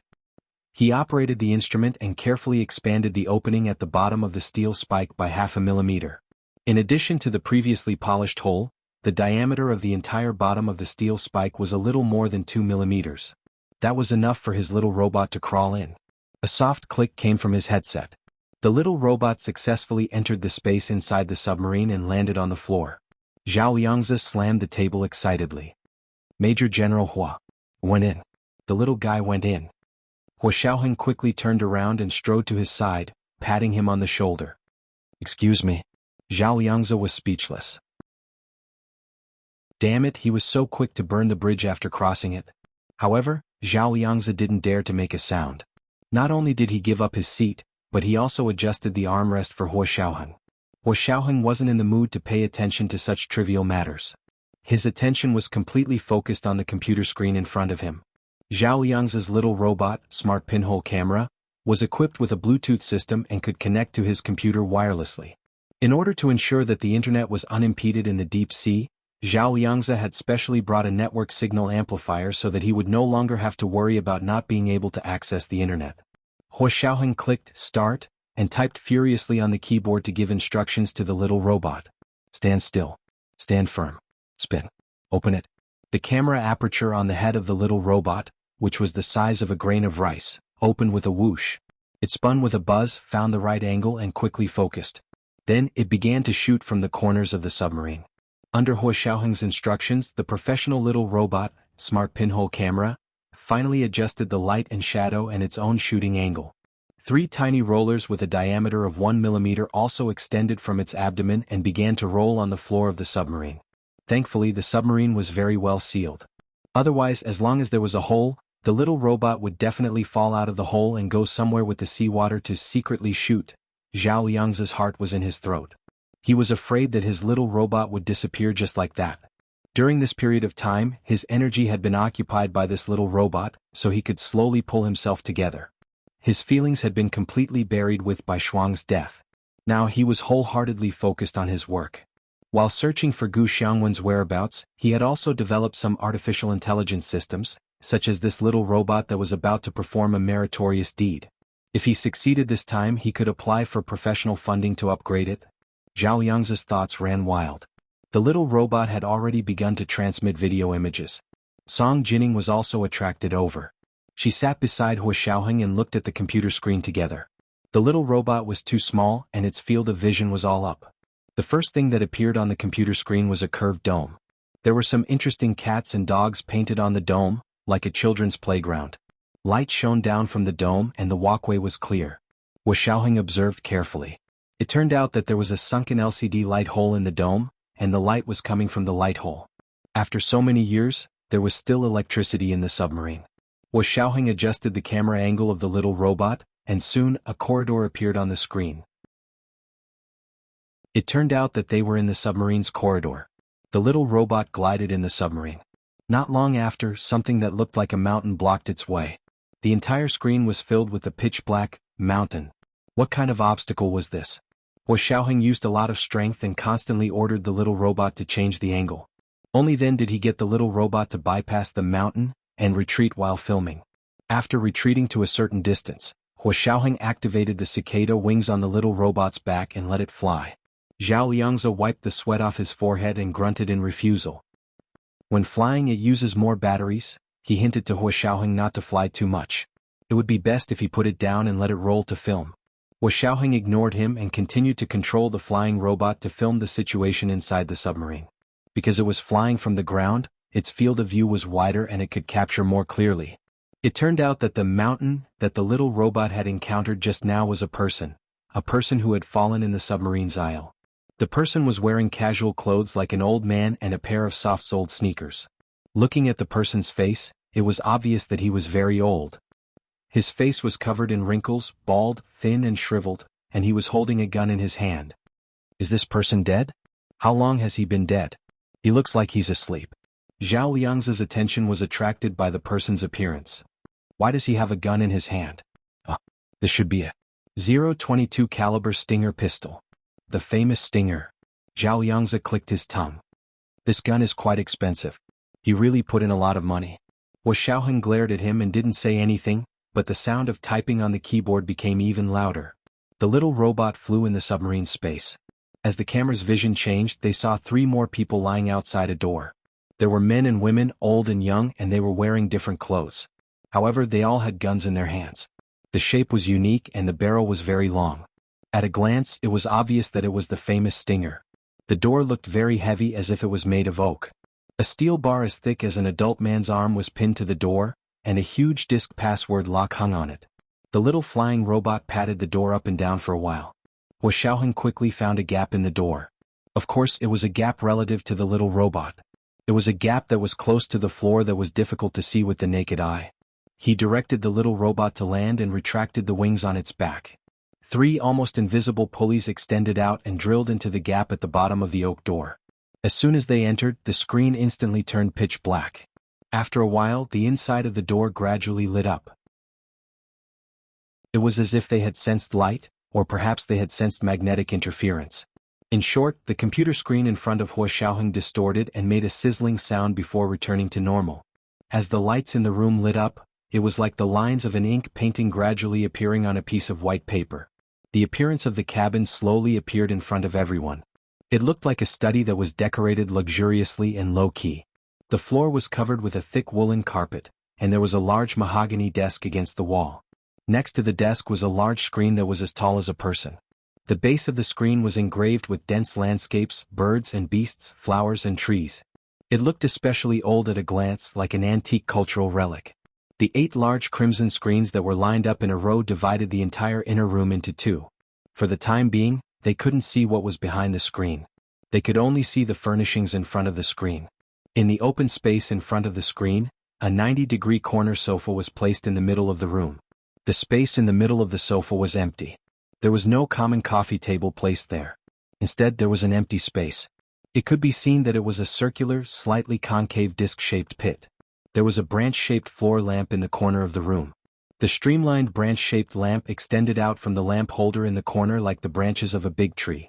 It happened to cover the concave disc-shaped pit in the middle of the corner sofa. The desk was clean. Other than a black cylinder in the middle of the table, there was nothing else. The volume of this cylinder was about the size of a normal coffee cup. Everyone's gaze moved along with the gradually brightening light in the submarine cabin, and it was too much for their eyes to take in. Just as all the ceiling lights in the cabin were lit up, the branch-shaped floor lamp suddenly lit up as well. Light shone from dozens of crisscrossing branch-shaped lamps, like a pillar of light, covering the slightly concave disc-shaped open space in the middle of the corner sofa. The figure of a man in a khaki trench coat gradually took shape in this light. Hua Xiaoheng, who had always been as motionless as a mountain, suddenly stood up. Song Jining and Zhao Liangzi also widened their eyes. Could there be a living person inside? Upon closer inspection, the figure of the person was actually illusory. It was blurry, and after a while, it gradually formed a 3-dimensional shape. When the figure of the man became extremely clear, like a real person, the ceiling lights in the cabin went out again, leaving only the beam of light from the chandelier in the middle of the room. In the middle of the beam of light, the figure of the man became even more realistic. It turned out that this wasn't a real person but a holographic image. He was tall and wore a khaki trench coat. His eyes weren't big, but they were very deep and black. His hair was thick and neatly combed. His tall and straight nose was exactly the same as Gunyanji's. His jaw was square and the corners of his lips were slightly pursed. A faint smile appeared on his face. At a glance, it was obvious that he was a gentle and magnanimous man. His smile was very infectious. Although it was only a holographic image, when he looked at you and smiled, you couldn't help but smile back. Hua Xiaoheng clenched his fists. This was the image he had seen in his dream just now. Gu Nianji's father, Gu Xiangwen. Zhao Liangzi had also seen Gu Xiangwen's photo once, so he quickly remembered and said in a low voice, "This is Mr. Gu's holographic image?" Hua Xiaoheng nodded with difficulty. His throat seemed to be blocked by something and he couldn't say a word. Song Jining was filled with respect. She quickly stood up and whispered, "This is Mr. Gu?" At that moment, Gu Xiangwen's voice came from the computer's microphone through the small robot sensor equipment. The sound quality wasn't very clear, but she could hear what he said clearly. "Today is XX2XXX. It should be 7 years and 3 months since the day I died." This was the first chapter of today's 3,500-word chapter. Chapter 1392, Countdown from the other side, 1. There were 2 chapters today to remind everyone of the monthly votes and recommendation votes. The annual meeting had just ended, and the second chapter was written immediately. It was 8 o'clock in the evening. Moi. Chapter 1404. Gu Xiangwen's holographic image suddenly paused after saying this. Then the voice continued. Its tone was still calm, indifferent, and unhurried. I'm the owner of this submarine. Ever since I died, the computer system on the submarine has begun to automatically time. Day by day, month by month, year by year. I don't know when someone will discover my submarine. My countdown is only set for 100 years. 100 years later, the trench here will shake. At that time, my submarine and I will be sucked into the depths of the Earth's crust. Ashes to ashes, dust to dust. I'm very happy that you only took 7 years to find me. Now, I have a few questions to ask you. More and more experts gathered in front of the computer screen. When they heard that the holographic avatar still wanted to ask questions, they couldn't help but look at each other. Zhao Yangzi rubbed his chin and said with interest, "This AI is well done. It looks like the real thing." AI was the very popular artificial intelligence. Hua Xiaoheng glared at him and handed the microphone to him. "Start answering the questions." "Me?" Zhao Yangzi asked in surprise as he held the microphone. His voice was transmitted into the submarine by the little robot. Gu Xiangwen's holographic avatar heard it and actually nodded. "It's you." Zhao Yangzi almost fell to the ground. Hua Xiaoheng stood up and pushed him back to his seat. On the computer screen, Gu Xiangwen's holographic avatar had already begun to ask questions. "What's my name?" Zhao Yangzi immediately said, "Gu Xiangwen. Please sing the national anthem of the Wuxia Empire in 1 minute." Zhao Yangzi was stunned. Hua Xiaoheng kicked him in the back. He immediately shouted, "Rise, those who don't want to be slaves." As expected of the Little Prince of Love songs, the entire national anthem was sung with perfect pronunciation and didn't stray at all. Gu Xiangwen's holographic avatar could even analyze the data after listening. Not bad, there's no stray sound and the Chinese pronunciation is clear. There's no foreign accent, and there's a little capital dialect accent. He's a young man who grew up in the capital. He's about 29 years old this year. To be able to make such an analysis after only listening to one of his songs, this AI was really well-rounded. Zhao Yangzi was impressed. He wished he could kneel in front of the computer and talk to Gu Xiangwen's holographic avatar. Although he was facing a computer-simulated hologram, people who worked on artificial intelligence knew that the so-called artificial intelligence had a father. Every aspect of the artificial intelligence was given by the father. Gu Xiangwen's holographic avatar was the crystallization of his own wisdom. Perhaps it was due to the lack of time and not being able to optimize it, but to have such a level of intelligence in such a short period of time was already a heaven-defying existence. Just as he was sighing, Gu Xiangwen's holographic avatar asked a third question. "Please answer in 5 seconds. The mayors of Hiroshima and Nagasaki want the U.S. to apologize for the nuclear bombing. Should the U.S. apologize?" This time, Hua Xiaoheng said directly into the microphone, "It shouldn't be. What? There were no innocent souls under the atomic bombs of World War II. Hua Xiaoheng said simply and firmly, "Japan initiated World War II and received the support of the entire Japanese people. For them, the 2 atomic bombs were a blessing in disguise, and they couldn't blame anyone else. They could not become victims just because they were defeated. If they can become victims, then what are the 30 million Chinese people who were killed by them?" Gu Xiangwen's holographic avatar became clearer and clearer. He asked the last question with a smile. "May I ask if the Japanese government should apologize for the massacre in Wuxia?" "Yes." This time, everyone in the control room gave a resounding answer. Their voices reached the submarine cabin and almost echoed. Gu Xiangwen's holographic avatar finally smiled in relief and said, "I know it's you guys. My compatriots are here." After that, he did not continue to ask questions and began to speak. "Thank you for coming to see me. If you answer any of the questions wrong, the self-destruct device here will immediately activate. I'm Gu Xiangwen. I'm not a citizen of Wuxia, but I'm a descendant of Wuxia. The second half of my life was spent abroad hiding from the pursuit of right-wing extremist groups in Japan. When I found out that the Japanese National Intelligence Agency, the Secret Service, was also involved, I knew that I could no longer fight against them with my own strength. No matter how heaven-defying a person's ability is, he can't fight against the strength of the entire country. Therefore, I decided to return to my motherland, Huaxia. 7 years and 3 months ago, my wife and I traveled around the world for a few days in the name of a vacation. It's better to be safe than sorry. We went to the Taj Mahal in India and Cape City in South Africa to leave some clues. Finally, we took Southeast Asia and planned to return to our motherland via MH210. After saying that, he sighed. Unfortunately, I still underestimated the Japanese right-wing organization's determination to obtain my research results and the extent of their madness. Because of me, MH210 was hijacked by mercenaries under the command of the Japanese Secret Service. It was forced to land on an island in the Cape of Good Hope and waited for the Japanese to arrive. I was detained with many passengers. Originally, I found an opportunity to use hypnosis to hypnotize the mercenary guards before the Japanese Secret Service arrived and escape with my wife. However, I was soft-hearted and also took away the 4 Huaxia people who had been surrounding me. They were 2 old men and 2 young men. In the end, I led the wolf into the house. Although these 4 Huaxia people are descendants of Huaxia, they are actually spies of the Japanese Secret Service. They betrayed me. The submarine was sneaking under the sea, but they secretly sent their location to the Japanese. Finally, they attracted the Japanese warships and chased my submarine all the way. After saying this, he paused for a moment. Another sound suddenly appeared in the submarine's room.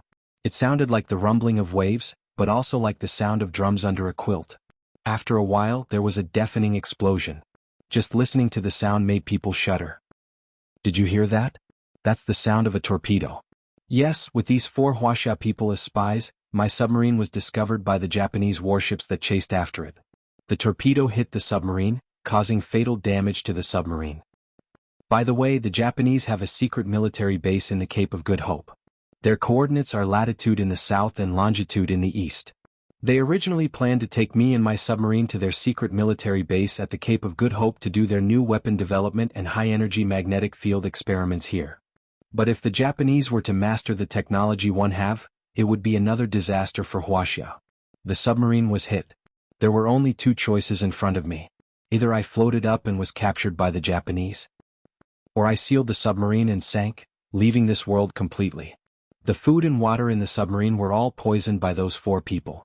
They forced me to float up. I didn't want to be captured by the Japanese. I would rather sink to the bottom and perish with them.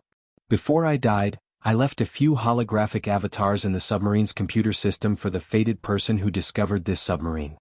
All the assets under my and my wife's names will be inherited by our biological daughter, Gu Nianji. If she is no longer in this world, all our assets will be donated to our motherland, Huaxia. My most important research results are in the music box on the desk. This music box has a self-destruct mechanism. Those who can't meet the requirements don't have to try to open it. There was another long silence after that. Just when they thought Gu Xiangwen had no more last words, he spoke again. This time it was completely for Gu Nianji. My father, Gu Haoza, and I were both victims of the Japanese Operation Borrowed Seed. Now this pain has extended to my sister, Gu Tian, and daughter, Gu Nianji. I tried my best, but I couldn't save my only sister, Gu Tian, nor could I cure my only daughter, Nianji. Nianji, my baby, Daddy and Mommy used to regret not being able to see you grow up.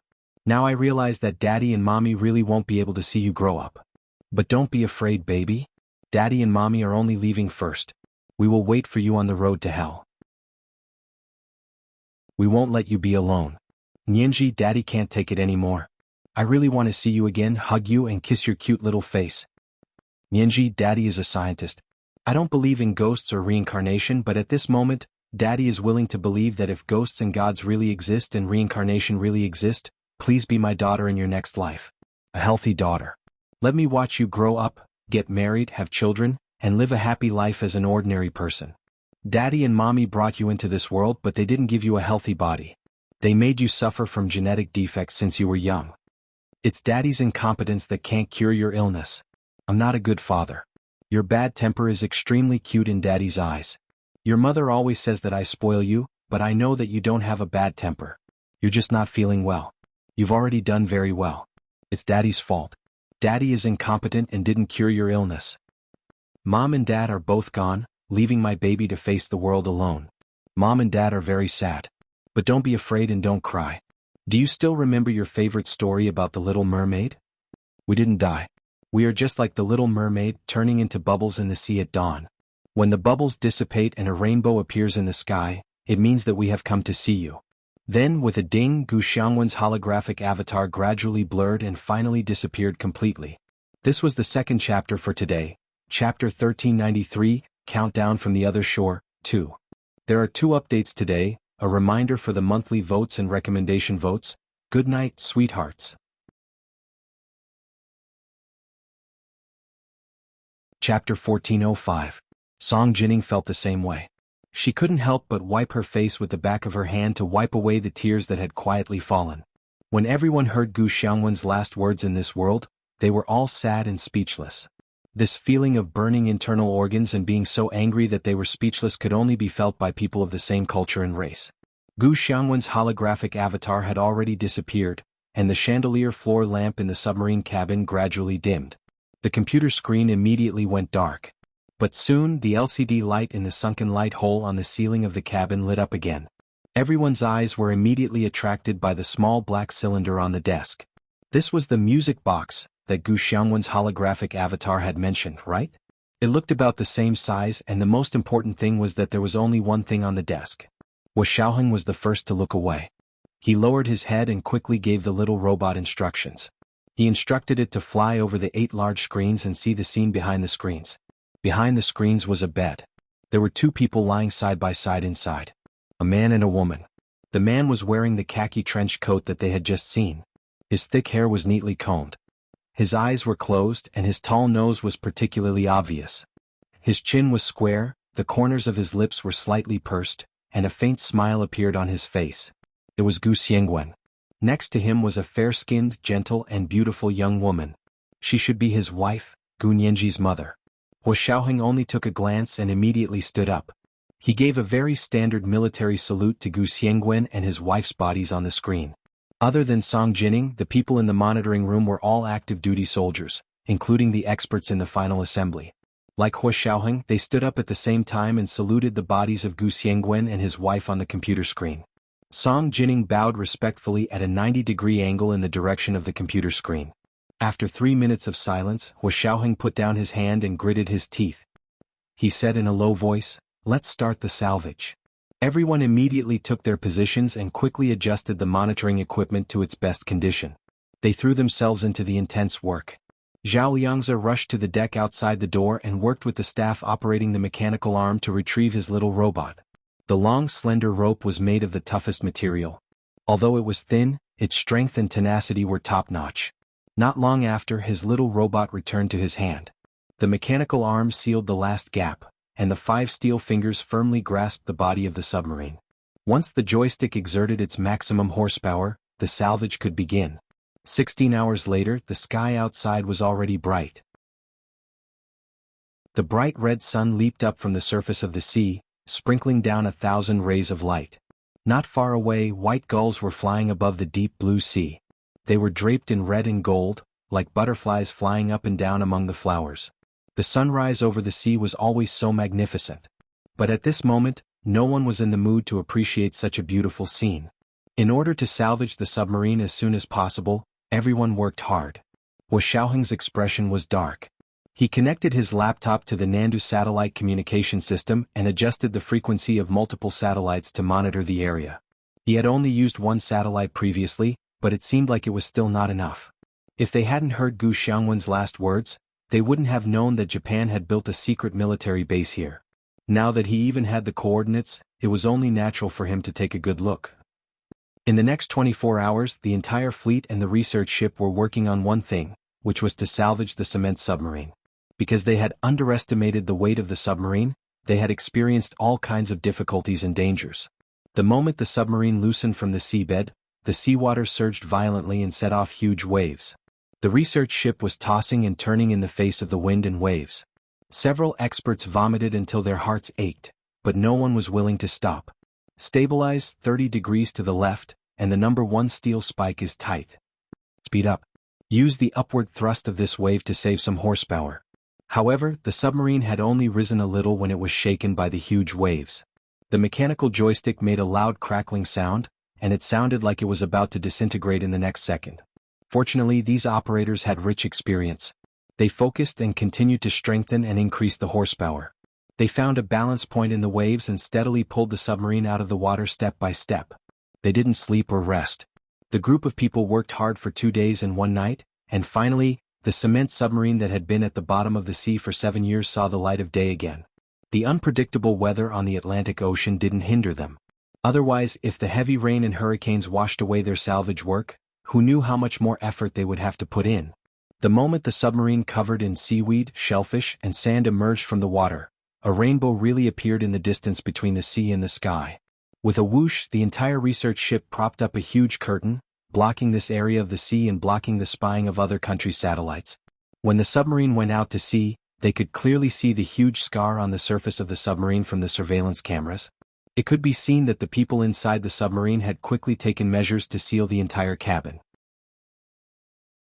However, the submarine was unable to operate normally after suffering such a heavy blow from the torpedo.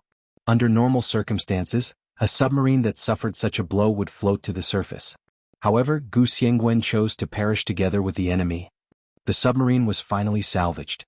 Its weight wasn't something that an ordinary ship could withstand, but Hua Xiaoheng and the others were well prepared. However, Hua Xiaoheng and the others were fully prepared. This research ship, which was even larger than the largest foreign research ship, played its role at this time. When the submarine was placed on the deck that the research ship had prepared beforehand, the entire ship sank from the pressure. The waterline had obviously dropped a lot. However, it didn't affect the normal operation of the research ship. The experts in the monitoring room swarmed out and went to the deck to look at the submarine that they had spent a lot of effort to salvage. A few older experts even came over with white wine, poured it into a bowl and sprinkled it around the submarine. The leader of the expert group respectfully raised the white wine and said to the submarine, "Mr. Gu, sorry for disturbing you today. We'll take you home now. Your daughter is very good and healthy. She'll be very proud to have a father and mother like you." They didn't know who Sirius was before, but after Gu Xiangwen's holographic avatar personally said that his daughter's name was Gu Nianji, many of them understood. Gu Nianji was Hua Xiaoheng's fiancé. Not only in the military but even in the entire country, there probably weren't many people who didn't know about it. After all, Hua Xiaoheng's grand proposal in front of the tomb of the unknown warrior in Red Square, as well as the huge diamond ring, had already spread all over the internet. Later, the television stations even broadcasted it over and over again. Those who didn't know about it could be said to be very ignorant. While everyone was surrounding the cement submarine and worshipping it, Hua Xiaoheng had already been working alone in the radar room of the research ship for 10 hours. His eyes were bloodshot, and the screen of the active phased array radar in front of him was densely marked by him. "All of you, pull the anchor and set sail." He asked Zhao Liangzi to issue orders to the entire fleet through the captain's room's pager. It wasn't just the research ship, but also the nuclear submarine that they had brought with them as their trump card, as well as the cruisers, destroyers and anti-submarine patrol ships that had been following them to perform lookouts and security functions had all received orders. This was a military order. Once the military order was issued, everyone could only carry it out immediately. Therefore, the entire fleet quickly prepared to set sail and return the way they had come. At the same time, the experts quickly cleaned the cement submarine that had been salvaged with high-pressure water jets. Then the deck of the research ship rumbled. The deck that Gu Xiangwen's cement submarine was placed on broke off from the surrounding decks with a thud and slowly descended, as if a huge hole had appeared on the deck. When the entire cement submarine had completely descended below the deck level, the deck above its head slowly closed again, covering the entire hole like a lid. It turned out that there was a huge compartment space below the deck, which was specially prepared to store the submarine. The submarine was hidden in the hull of the research ship. No matter how powerful those spy satellites were, they wouldn't be able to shine through the deck that had been covered with lead plates to see the situation inside. Zhao Liangzi directed the closing of the deck outside. After completely hiding the submarine, he gestured for someone to remove the curtains on the research ship. Of course, these curtains couldn't be used on the return journey. Otherwise, how would they sail the ship? After the curtains were removed, the deck was empty, as if the dark submarine just now was just an illusion. Zhao Liangzi was satisfied with all the videos of the operation here. He then went to report to Hua Xiaoheng in the radar room. "Report. The targets outside have been cleared." Hua Xiaoheng didn't even raise his head. He only waved his hand. "Thank you for your hard work. Order all the fleets to advance at full speed now. I want to return 3 days earlier than planned." After a pause, Hua Xiaoheng said in a hoarse voice. Inform Nianji to wait for us at the southern military port. She was actually waiting to welcome her parents ashore. Ever since Bai Shuang's death, Zhao Liangzi had thought that his emotions had become numb. This was the first time since then that he felt his heart twist into a ball. It was so painful that he could barely breathe. Yes, Chief. Zhao Liangzi accepted the order and asked, should I tell her in advance? Not yet. Hua Xiaoheng closed his eyes. She doesn't have to suffer for too long. Even if everything went smoothly, it would take at least 12 days for them to return. If he told her now, she didn't know what kind of suffering she would have to endure for the next 12 days. Hua Xiaoheng rejected the idea without hesitation. Zhao Liangzi also understood and quickly said, I understand. I'll go inform her now. Zhao Liangzi returned to his cabin and couldn't help squatting behind the door to wipe his tears for a while. After he had calmed down, he drank some water and called Gu Nianji. On the phone, he pretended to be relaxed and said, Nianji, my mission is complete. We'll be back soon. Do you want to come to the military port to pick up Brother Zhe? Of course, there's also Hua Xiao and Miss Song. On the phone, Gu Nianji's voice was light and soft. Brother Zhe? You can come back now. That's great. I'll pick you up at the military port. I'll go right away. When will you arrive? I have to pack my luggage in advance. This was the first chapter of the day, chapter 1394, Countdown from the Other Side, 3. There were 2 chapters today. A reminder for your monthly votes and recommendation votes, the second chapter was at 8 p.m. P.S. Thank you to Lu Xiaozhai for the 10,000 Qidian coins yesterday. Thank you for your monthly votes, subscriptions, recommendation votes, and tips. Moi. Chapter 1406. Zhao Liangzi used all the restraint and acting skills he could muster in his life to smile tearfully in front of the clueless Gu Nianji. Okay, we'll be at the southern military port in 12 days. Contact Big Xiong and he'll take you there. I still need Brother Xiong? Can't I go by myself? I don't want to trouble Brother Xiong. Gu Nianji deliberately said pitifully, Brother Xiong is so fierce. I'm so scared. You're afraid of Big Xiong? Zhao Liangzi almost snorted. Nianji, I haven't seen you for a few months. Your acting skills have deteriorated. You're too exaggerated. Gu Nianji snorted and sniffed. This is called humor. Humor, understand? I'm an old man, so I don't understand you young people's stuff. Zhao Liangzi took a deep breath and explained, because that's a military port. You can't enter without a certain level of security. Although your security level is high, you're not a military personnel, so you still need Big Xiong to accompany you in. Gu Nianji understood and quickly nodded. Okay, I'll ask Brother Xiong to take me there. Good girl. Zhao Liangzi habitually praised her, but his chest was filled with desolation.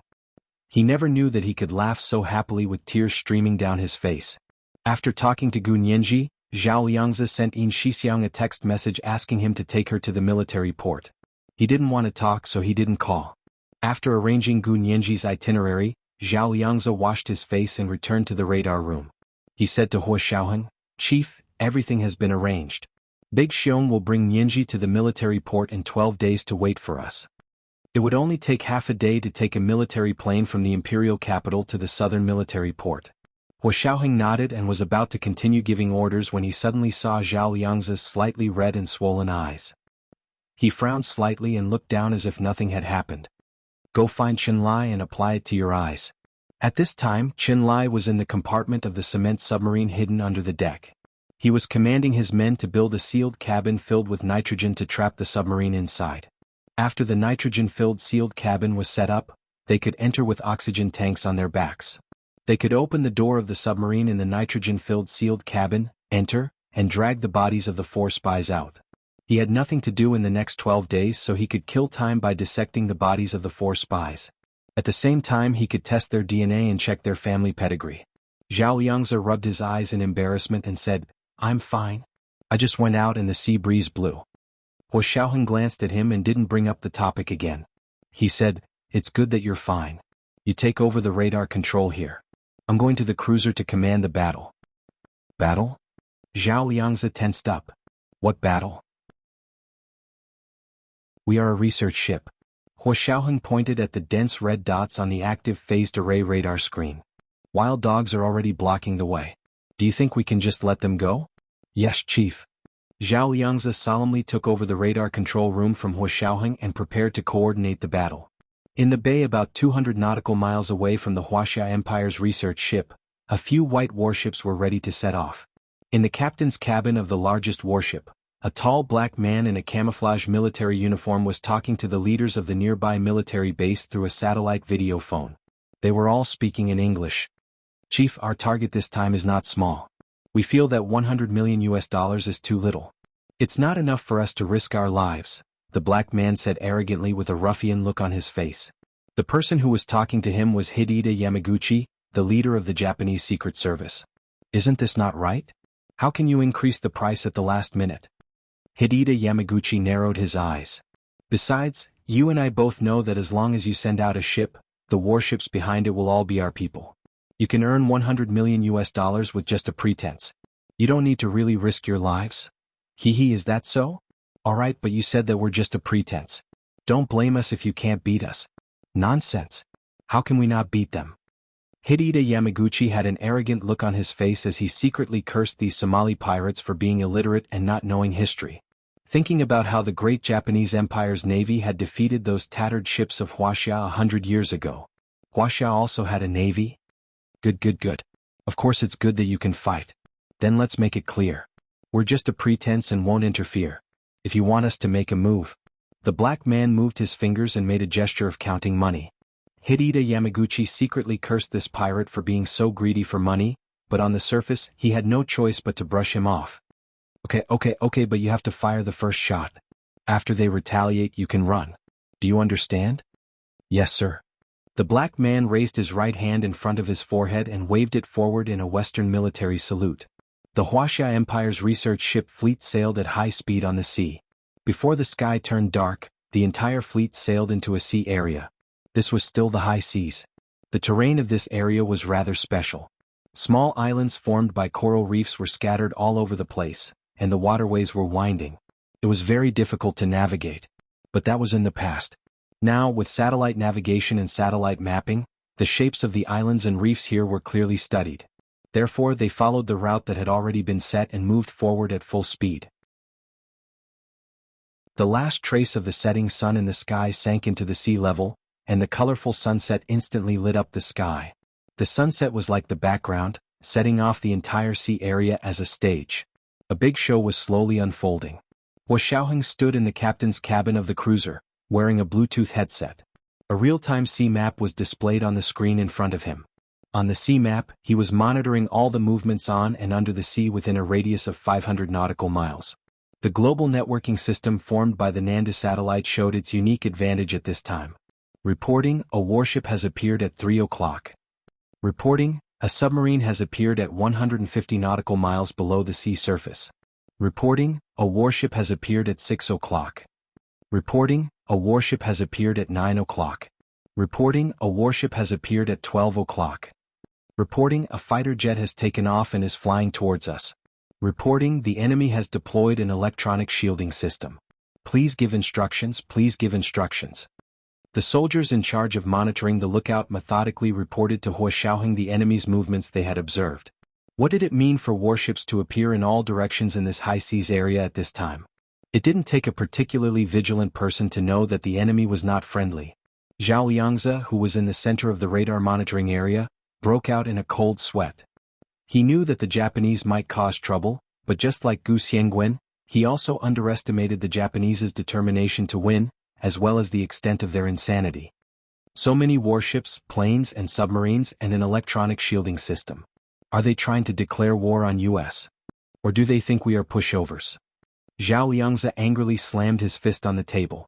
Hua Xiaoheng saw it more carefully than he did. He was calm and composed as he gave orders to the nuclear submarines on his side. 150 nautical miles ahead, 45 degrees, destroy the enemy submarines. We must kill them with one blow. Destroy as many submarines as they have. Hua Xiaoheng said coldly as he passed on the first order. Everything else was easy to deal with, but the submarines' movements at the bottom of the sea were too elusive and difficult to deal with, so he chose to destroy the enemy submarine first. Japan was too conceited when it came to their navy. Not only did they send warships over, but they also sent submarines. In fact, the Huaxia Imperial Navy was the first to develop submarines, and nuclear submarine technology was one of the best on the entire Blue Planet. The largest nuclear submarine in Wuxia could carry 480 nuclear warheads at once. The significance of these nuclear warheads was that if it was provoked, it could fire the nuclear warheads it carried at once. It didn't need to aim at any target and could destroy half of the Blue Planet with its own explosive yield. The consequence of this nuclear deterrence was that even if the other party discovered the location of the nuclear submarine, they could only watch helplessly as it cruised freely in the four oceans. One moment, it appeared on the coast of Hawaii for sightseeing, and the next moment, it came out to take a breather on the surface of the Diaoyu Islands. However, no one dared to attack it, because attacking it would be equivalent to courting death. This method of overwhelming strength truly reflected what, in the face of absolute strength, all schemes and tricks were paper tigers meant. Of course, Wuxiaoheng's nuclear submarine this time wasn't the largest. It only carried dozens of submarine-launched ballistic missiles, but it was enough to deal with the other party's trash. At Wuxiaoheng's order, the nuclear submarine escorting them immediately loaded according to the data and parameters he provided. At the same time, they searched with their radar and locked onto the position of the other party's submarine. Wuxia No. 1, fire. The JO-1 small submarine-launched ballistic missile carried by the nuclear submarine shot out from the submarine's muzzle and sped forward silently like a small dolphin in the sea. The Japanese submarine 150 nautical miles ahead suddenly realized that they had been locked onto by their radar, and a ballistic missile was speeding towards them. The distance was too short and the ballistic missile was too fast. There was no time to dodge. They could only watch as the missile, which was as fast as a dolphin, approached them. When it was about to approach the enemy submarine, the ballistic missile shed its gentle and interesting outer shell, revealing the ferocious burning warhead inside. Boom! In the depths of the sea, a series of explosions rang out from the bottom of the water. The Japanese submarine was almost instantly hit by the torpedo. The hull made of Kobe steel was not up to standard. At this time, it shattered into pieces and scattered in the depths of the ocean. At the same time, flames shot out from the bottom of the sea. They were sandwiched in the snow-white waves that splashed everywhere, and complemented the strong sunset glow in the sky. It was like a fireworks feast on the surface of the sea. It was a beautiful sight to behold. It bloomed in the night sky for a long time, and the surface of the sea was turbulent. The soldiers of the research ship fleet stared intently at the grand scene on the surface of the sea not far away. They all thought in unison that this was the most beautiful fireworks they had ever seen in their lives. This is today's second update, Chapter 1395, The Most Beautiful Fireworks. Today's second update is to remind everyone of your monthly votes and recommendation votes. Good night, my dear friends.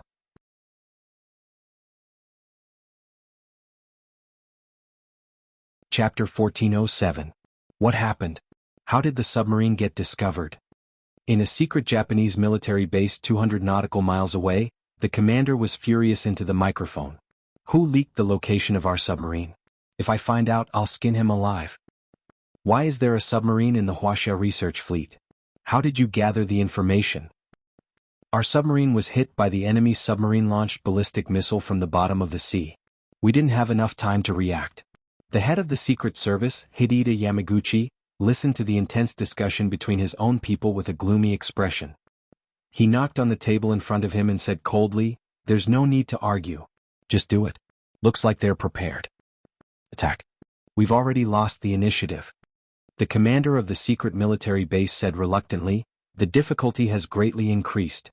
Do we have to intercept them?" "Yes. Even if we have to pay a huge price, we have to stop them. Do you know what they took from us? Do you know how much benefit they can bring to the great Japanese empire from what they stole?" Hidehide Yamaguchi pointed at the commander's chest and approached step by step. His expression was ferocious as he said word by word, "I don't care how much you pay, how many ships you damage, or how many people you injure. I just want you to leave the fleet over there.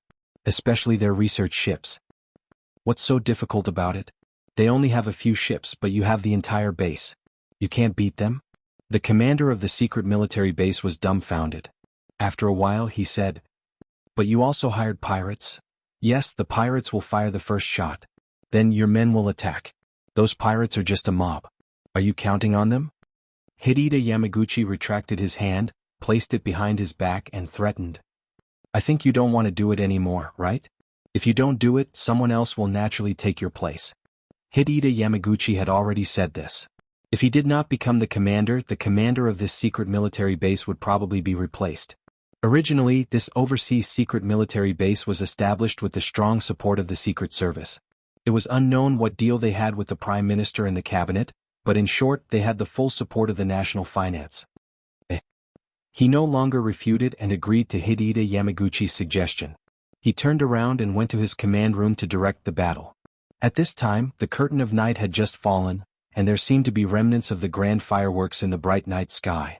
However, the officers and soldiers of the research fleet knew that a fierce battle was imminent. The enemy's submarine had been ambushed, but the enemy did not retreat. 7 or 8 warships formed an encirclement and pressed forward. Report.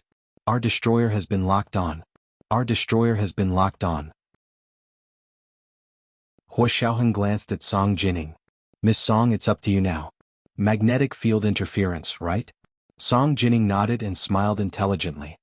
Just you wait. She had been by Hua Xiaoheng's side adjusting the equipment for a long time. Just now, when the other party cast the electronic shield, they did not use the anti-electronic shield because they were relatively far away, and the electronic shield did not have much effect on them. Even if they were blocked by the electronic shield, they could still communicate using traditional methods. But now that the other party had locked onto their battleship and was about to unleash their ultimate move, they made their move. Song Jining calmly turned on the equipment and began to interfere with the magnetic field. The magnetic field of this sea region is quite strange to begin with. Song Jining smirked. With my interference and amplifier, I want to see how good their technology is. The danger caused by the abnormal magnetic field at sea was much greater than on land. The famous Bermuda Triangle of the Blue Planet was the graveyard of countless planes and ships. The biggest reason was because of the abnormal magnetic field there. In less than a minute, all the guidance instruments on the other party's ship failed. And the most important thing in launching a missile was the navigation system. As soon as the magnetic field interference appeared, the other party's guidance system was immediately thrown into disorder. The missiles fired could not hit the target according to the established trajectory. Their destroyer's lock-on state was immediately lifted. However, they did not expect the other party to still forcefully launch a ballistic missile. However, the ballistic missile flew chaotically in the air, like a hot molecule in Brownian motion. Hua Xiaoheng snorted and looked out the window with his arms crossed. He did not say anything. The captain of the destroyer commanded the battle and immediately ordered, "Open fire and intercept. Counterattack." Of course, their guidance system was safe and sound. The precision-guided missile flew out with an error of no more than 5 meters. In the vast sea, this error was negligible. Soon, a ballistic missile from their side rose into the air, aimed at the other party's missile that was in Brownian motion, and collided head-on.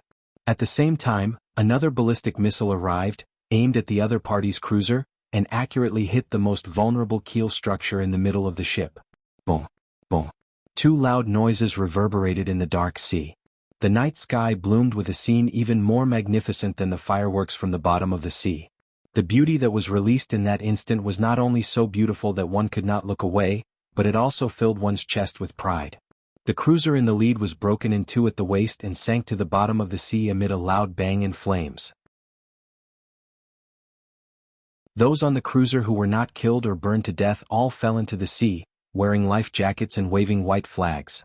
"Chief, do we need to capture them?" The captains of their warships asked Hua Xiaoheng in unison. This was because according to some so-called international conventions, when 2 armies fought, the defeated soldiers who raised the white flag could not continue to be pursued and killed. Hua Xiaoheng's expression was solemn as he immediately instructed, "The goal is to eliminate the enemy's effective forces. If it were humans, not a single one would be spared. They would all die." Their warships immediately attacked the drowning dogs without hesitation. After destroying the other party's cruiser and killing all the survivors on the cruiser in the sea, everyone's morale was boosted. In all these years, they had never fought to their heart's content. The Somali pirates hired by the Japanese Secret Service saw that the situation was not good and immediately ordered, "Turn the rudder! Turn the rudder! Turn the rudder immediately!" They raised their pirate flags to show that they were not on the same side as the Japanese warships. Hua Xiaoheng quickly received an inquiry, "Chief, do we attack the Somali pirate ship?" "Of course we have to fight. And we have to treat it as spoils of war. Leave the ship but not the people," Hua Xiaoheng instructed calmly. His heart skipped a beat. This was a great excuse that had been delivered to his doorstep. He immediately sent the coordinates of the Japanese secret military base 200 nautical miles away, as well as the important building targets he had found based on the Nandu satellite system, to the commander on the nuclear submarine that was lurking at the bottom of the sea. He lied through his teeth. This is a pirate base. Destroy them all and remove the obstacles for civilian merchant ships. At the same time, he ordered the cruisers, destroyers and anti-submarine patrol ships to attract the attention of the enemy warships and not let them return. At Hua Xiaoheng's order, the nuclear submarine at the bottom of the sea immediately moved forward quickly. 10 nautical miles. 50 nautical miles. 100 nautical miles. 150 nautical miles. Soon they were only 50 nautical miles away from the other party's coordinates. The commander on the nuclear submarine entered the data Hua Xiaoheng had given them into the ballistic missile database. Then he activated the precision guidance system and aimed at the target on the shore. This time they were going to attack the ground facilities from the bottom of the sea. They were using the M8 sea-to-surface missile. This missile was equipped with 3 thrusters and had 8 independent multiple re-entry vehicles. Each vehicle could carry a nuclear warhead with a yield of at least 200,000 tons, and it could attack an area of 100 by 200 nautical miles. Of course, Hua Xiaoheng's nuclear submarine this time did not carry nuclear warheads, but conventional warheads. However, in modern naval warfare, the explosive power of conventional warheads alone was already incredible. Unlike torpedoes used at the bottom of the sea, sea-to-surface missiles were launched from the bottom of the sea, but they had to rush out of the sea, fly a certain distance above the atmosphere and finally hit the target. At this time, aiming at the target required 2 sets of guidance systems to be used alternately. Hua Xiaoheng's hands were also sweating. They really did not fight many actual naval battles like this. Let's treat this time as the best training. Chief, everything is ready. Please give the order. The commander on the nuclear submarine asked Hua Xiaoheng for authorization. Hua Xiaoheng picked up the command communication microphone and said in a deep voice, "Target the pirate base 50 nautical miles ahead of the submarine.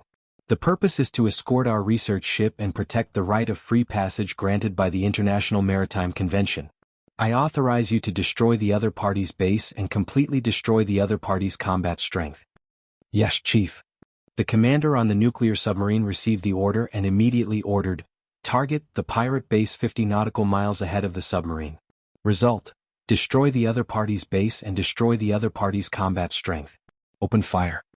As soon as he finished speaking, the first batch of M8 sea-to-surface ballistic missiles roared out from the bottom of the sea. They suddenly rushed out of the sea and rushed into the sky. Then they turned around and dived towards the secret naval base that Japan had operated for more than 10 years. 12 high-yield conventional ballistic missiles rose into the air at the same time and dived together. Then they exploded in 12 areas of the secret military base at the same time. Boom, boom, boom, boom. The entire secret military base was shrouded in mushroom clouds in an instant. The warships and submarines that were docked in the harbor and did not travel were also hit by the missiles. Thick smoke billowed, and one ship after another was capsized and blown up at the waist. Although the people on the ship did not sleep, they were even more helpless when they saw the missiles suddenly falling from the sky. They could not even find an excuse. They could only watch helplessly as the secret military base that they had operated for more than 10 years was destroyed just like that. Go underground. Go underground. The most precious thing in their secret military base was not these warships and submarines, but their secret military laboratories.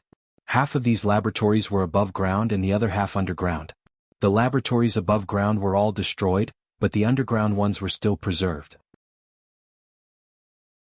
Hideta Yamaguchi was surrounded by a few people and rushed out of a barracks that had just been blown up.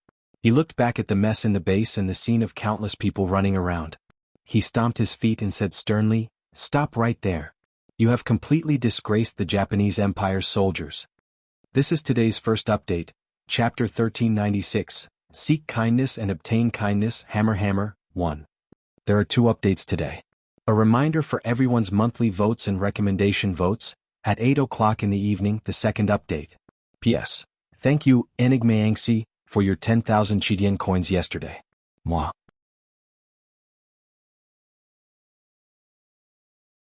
Chapter 1408. Stop right there. All of you stop right there. Where's your colonel? Where's the major? Where the hell did they go? Hideta Yamaguchi waved a pistol, wishing he could shoot the fleeing soldiers. The soldiers were panicking in the smoke and fire in the base. No one listened to him at all. However, this was an era of peace, so Hidehide Yamaguchi didn't dare to shoot. He spat on the ground. Baka. Retreat to the underground laboratory. Unfortunately, it was too late. After their nuclear submarines launched the first round of attacks, the deck of the destroyer in the rear of the fleet suddenly parted to both sides, revealing a dark cabin of drones below. In the dark night, ghostly drones quickly rose into the air and pressed towards the secret military base that had just been bombed. This time, Hua Xiaoheng had deployed hundreds of drones to fill the entire compartment of the destroyer. They were originally used to deal with the Japanese warships that might be chasing after them. However, they didn't expect that there would be a secret Japanese naval military base here, so they wouldn't stand on ceremony. The soldiers on their destroyer were focused on controlling the drone system in their cabins. They wanted to accurately strike targets 200 nautical miles away. From the infrared camera carried by the drone, they could clearly see the situation in the military base. One by one, running red figures appeared on their screens. Whoever the cross-shaped front sight was aimed at, the light machine gun carried by the drone would fire a series of bullets. They could clearly see that the people running and howling for their lives weren't Somali pirates. But who cared?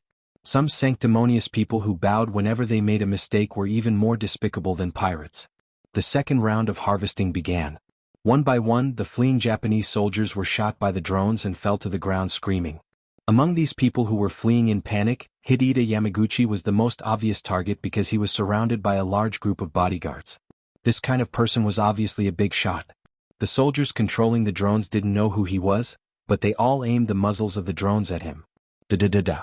A burst of bullets came from the air and poured down. All of them hit Hidehide Yamaguchi, almost cutting off half of his head.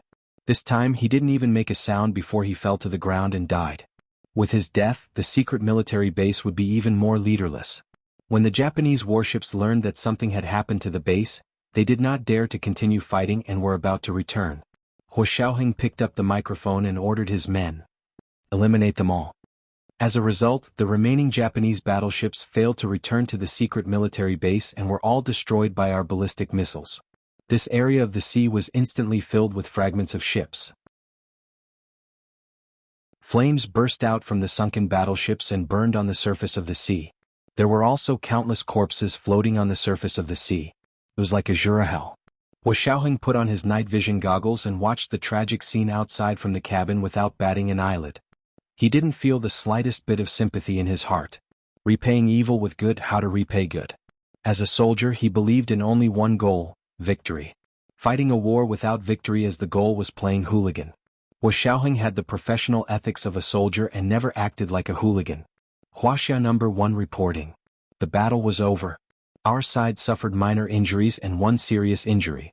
No one died. The ship was moderately damaged and could not move forward. It could only be towed. End of report. This was the captain of the cruiser. Huaxia No. 2 reporting. The battle was over. We had 3 minor injuries, no serious injuries, no deaths. The side of the ship was damaged and needs to be repaired. End of report. This was the captain of the destroyer. Huaxia No. 3 reporting. The battle was over. We had 7 minor injuries and 2 serious injuries. No deaths. The ship's radar was damaged and needs to be repaired. End of report. This was the captain of the anti-submarine ship. Yen Huang No. 1 reporting. The battle was over. We had no minor injuries, no serious injuries and no deaths. We have run out of ammunition and hope to return as soon as possible. End of report. This was the commander of the nuclear submarine. The only thing that was intact was the research ship that they had surrounded in the middle and was protected by layers of electromagnetic protection. Their cruiser was the first warship to face the enemy head-on, and it had also attracted most of the enemy's firepower. Therefore, there were more injured soldiers and the damage to the ship was also very serious. However, it didn't matter. Before the battle ended, Hua Xiaoheng had contacted the military and said that they had encountered a strong group of pirates. The ship was seriously damaged and they were requesting reinforcements. Then he personally used an encrypted line to call General G for more than an hour. After General G answered the phone, he locked himself in his office and sat alone for the entire afternoon. When he came out of the office, his eyes and nose were red. The personal secretaries were so scared that they didn't dare to go forward and ask. They didn't know what had happened to make General G, who was tenacious and had a sly personality like an old fox, hide in his office and cry for the entire afternoon. Our research ship is requesting reinforcements. Go and ask if the aircraft carrier has been sent. General G ordered in a hoarse voice with his hands behind his back. Yes, Chief. A few personal secretaries were busy coordinating their work and sending someone to the Navy to urge the aircraft carrier fleet to set sail as soon as possible. After Hua Xiaoheng requested reinforcements from the military and called General G, he also ordered Zhao Liangzi to send a distress signal to the entire Atlantic Ocean through the international shortwave radio signal. Mayday! Mayday! We are the Huaxia Empire's research ship fleet. We have encountered pirates on our way back. We are requesting reinforcements. We are requesting reinforcements. Unfortunately, the Western countries that usually talked about human rights and acted extremely kind and loving were suddenly collectively deaf and mute at this moment. Not a single Western country responded to their distress signal. In fact, there were originally 2 paper cat country warships cruising nearby. After hearing the Huaxia Empire's research ship's distress signal, they immediately turned their rudder and returned. Only a Russian nuclear submarine 500 nautical miles away responded to their distress signal and asked if they needed a Big Ivan bomb. Hua Xiaoheng, Big Ivan, also known as the Tsar Bomba, was named the RDS-220 hydrogen bomb by NATO. It was also known as the King of Bombs. It was the most powerful bomb in human history so far. Whether it was in terms of volume, weight, yield, or lethality, it was unparalleled. Even the United States could only retreat in front of Big Ivan. As expected of a fighting people, they would destroy the world at the drop of a hat. Hua Xiaoheng personally sent a telegram back to the Russian nuclear submarine commander. He politely thanked them for their support, but tactfully rejected the proposal, claiming that pirates were also people. Although the pirates had attacked their fleet, they could not do this to the pirates in accordance with humanitarian principles. Hua Xiaoheng's words were transmitted back to the Russian capital, Moscow, by the Russian nuclear submarine for intelligence analysis. The second-in-command of the KGB, Vladimir, almost vomited when he saw Hua Xiaoheng's fake excuse. With a look of disgust on his face, he slammed the table and said to his newly promoted deputy Peter, "The Huaxia Empire's military is invincible with someone like Hua Xiaoheng. Look at what he's saying. Even if he can't beat you to death, he can still disgust you to death." Peter still looked sleepy. He chewed his gum and mumbled, "There's actually a secret military base there. Do you think it's really pirates?" "It's hard to say." Vladimir frowned. "That place is too hidden. I looked at the coordinates and satellite cloud maps. There happened to be a lot of trees in that place which blocked the satellite's detection. Now that the Huaxia Empire's missiles had burned that place to the ground, the entire base had been detected by the satellites of various countries. However, if it was in the past, he would have insisted that it couldn't be pirates, because pirates wouldn't have such a powerful military base and warship. They usually ran away after robbing and had no fixed place to stay. But now he didn't dare to say that. Nowadays, pirates had developed on a larger scale, and many pirates had hired former Special Forces soldiers as training instructors. Their strength was no longer the same as before. Pirates had run amok on the sea over the years, killing, robbing, kidnapping, and extorting. They had made a lot of money. Peter opened the satellite image analysis on the computer and said with drooping eyelids, "From these satellite images, the Huaxia Empire's fleet first used submarines to launch sea-to-air missiles to destroy the ground facilities of that secret military base. Coincidentally, that place was lush with trees.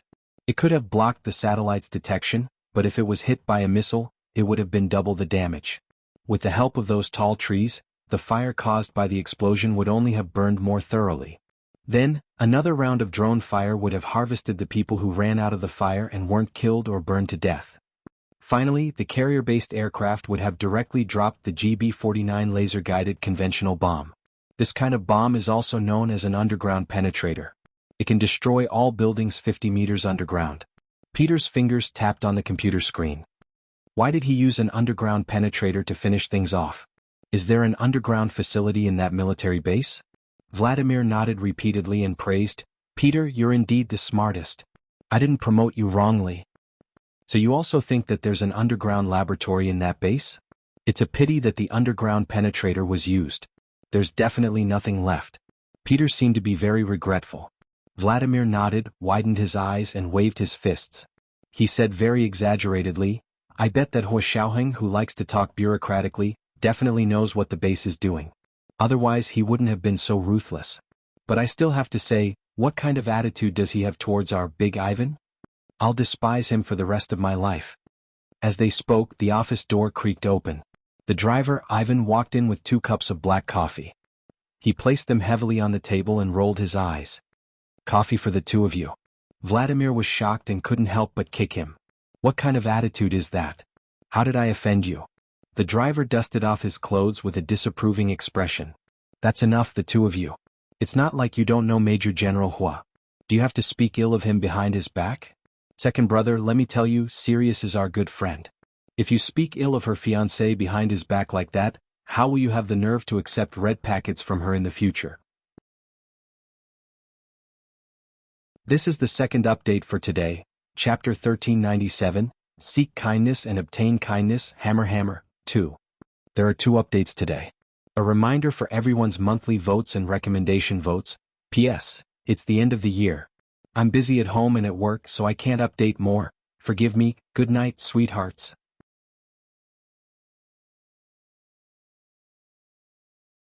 Chapter 1409. The corners of Vladimir's mouth twitched when he saw the dissatisfied look on the driver's face. He muttered softly. "All you know is red packets. To make you defect, I guess, as long as the red packet is big enough." "What did you say? I can't hear you clearly." The middle-aged driver covered his ears with his hands and asked loudly in front of Vladimir. Vladimir glared at him and shouted into his ear, "You don't have to worry about it. Work is work. Personal relationships are personal relationships. I won't be indiscriminate." The middle-aged driver patted him on the shoulder and said with a smile, "That's good. Boss, the new female intern downstairs is very interested in you. She wants to ask you out. Get lost." Vladimir kicked him again with a fierce expression. "How long has it been since Lena passed away? How dare you say such a thing?" The middle-aged driver blinked and asked, "Boss, you're not even her boyfriend. Why are you going to stay unmarried for the rest of your life for her? You didn't do it on purpose, did you? Did you use her to hide your true sexual orientation?" After saying that, he quickly took a few steps back, as if he was worried that Vladimir would pounce on him at any moment. "I'm straight. Get away from me, you hook. Straight my ass. Straight my ass."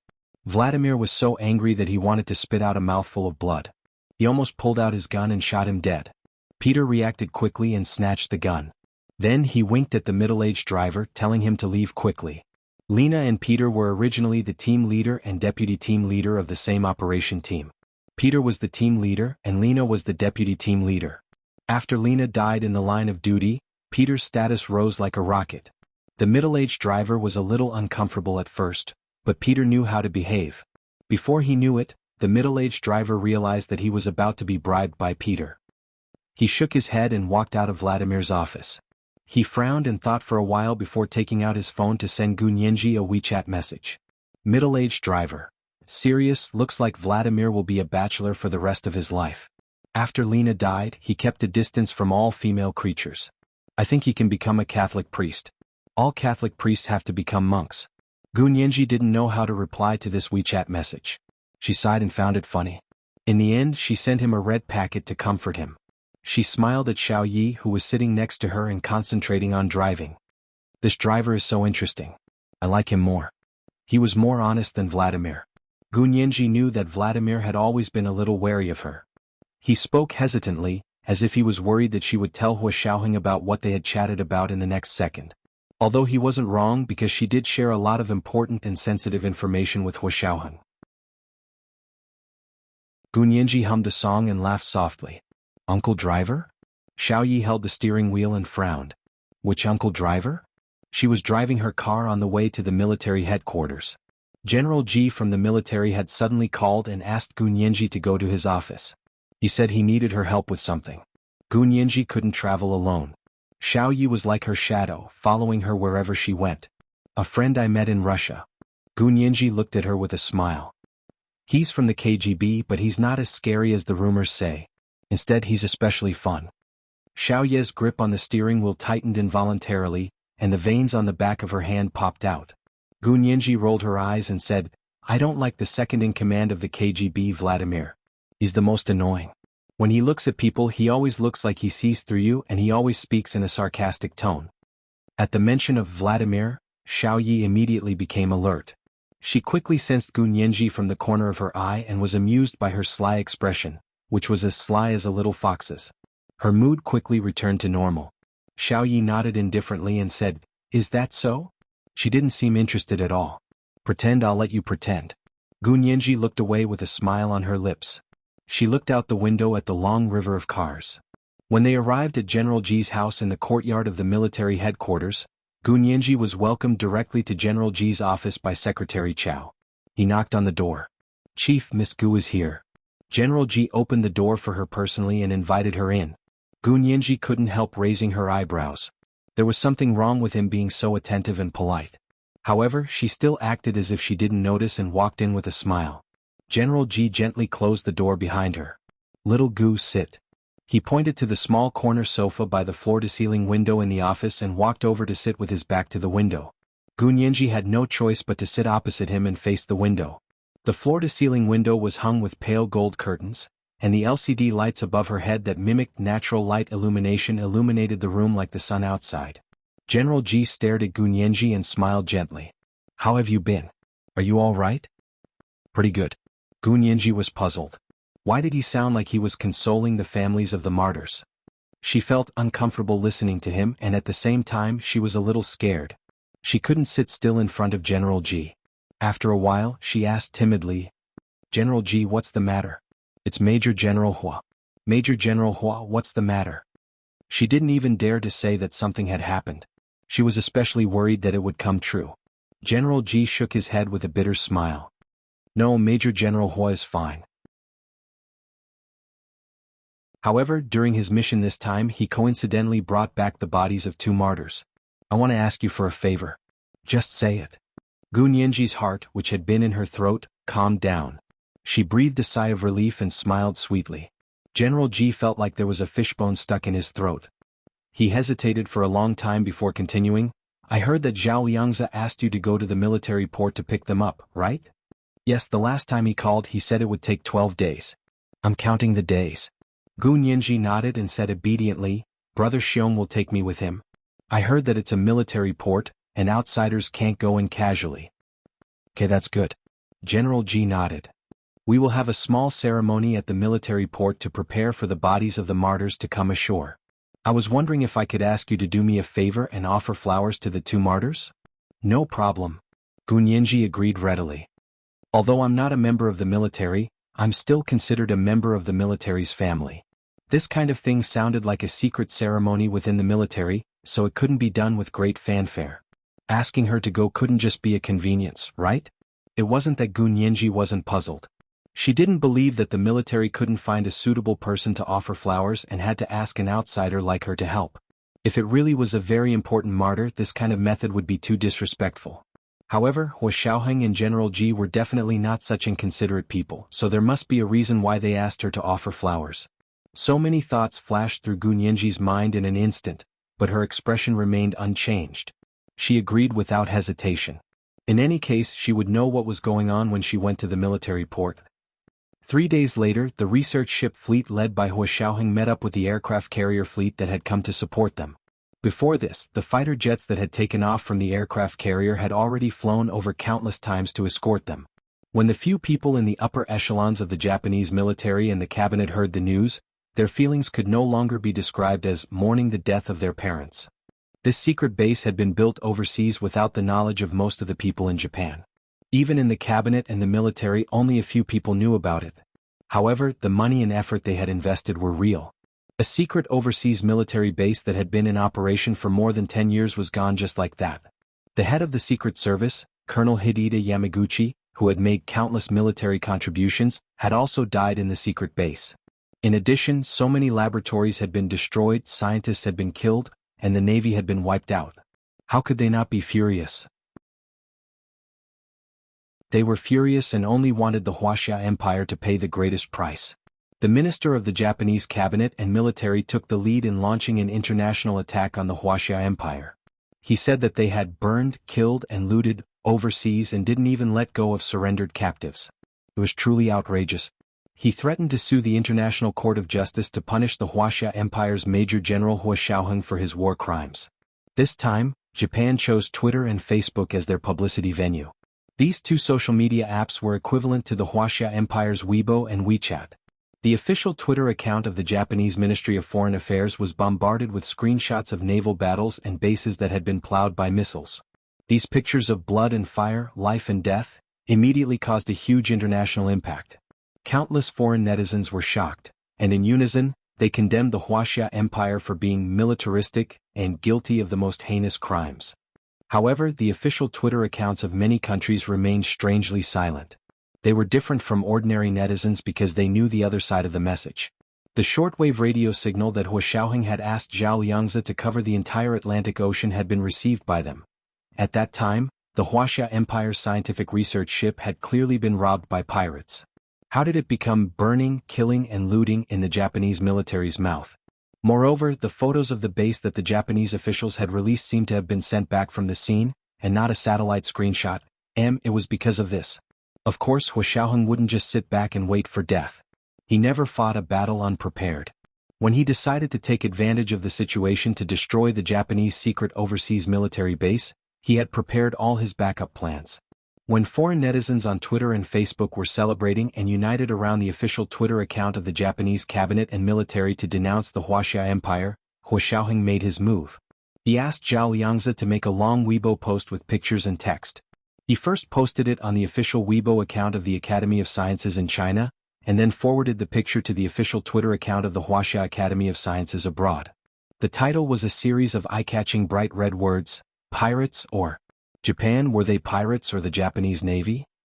At the same time, he tagged the official Twitter account of the Japanese cabinet and military. The sensational title and the long Weibo post with pictures and text were written in both Chinese and English.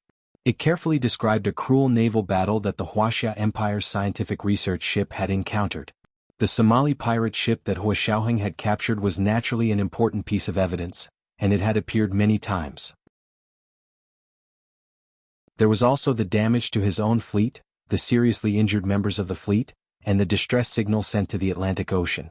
The shortwave radio signal that he had asked Zhao Liangzi to send out was not only received by the Navy along the Atlantic coast, but also many radio enthusiasts. As soon as the long picture on the official Twitter account of the Wuxia Empire's Academy of Sciences was released, it immediately caused an even greater uproar on Twitter. This was a real heavy hammer. It had to be said that foreign netizens were the same as domestic netizens. They loved reversal dramas the most. The fiercer the reversal, the more tricky the angle, the more people couldn't stop chasing after them. Moreover, compared to the few specious screenshots sent by the Japanese cabinet and military, the pictures sent by the Wuxia Empire's Academy of Sciences were more complete, logical, and organized. Hua Xiaoheng wrote in the reverse tweet, "As the escort fleet for this scientific research ship, we always thought that the ones chasing us were Somali pirates. Now that we've seen your tweet, we're confused. Could it be that the ones chasing after our scientific research ship fleet aren't pirates, but your country's navy? If it's really your country's navy, then it's a declaration of war against Wuxia. May I ask the Japanese military, are you ready to fight against Wuxia?" This tweet was simply a declaration of war. It was full of the unyieldingness of being oppressed, the unwillingness of being wronged, and the intolerability of being enraged. The second-in-command of the Russian KGB, Vladimir, felt guilty about Gunyenji. In order to make up for it, he also came out to muddy the waters. He sent a screenshot of his country's nuclear submarine signal, saying that he wanted to support Big Ivan, but Major General Hua Xiaoheng politely refused.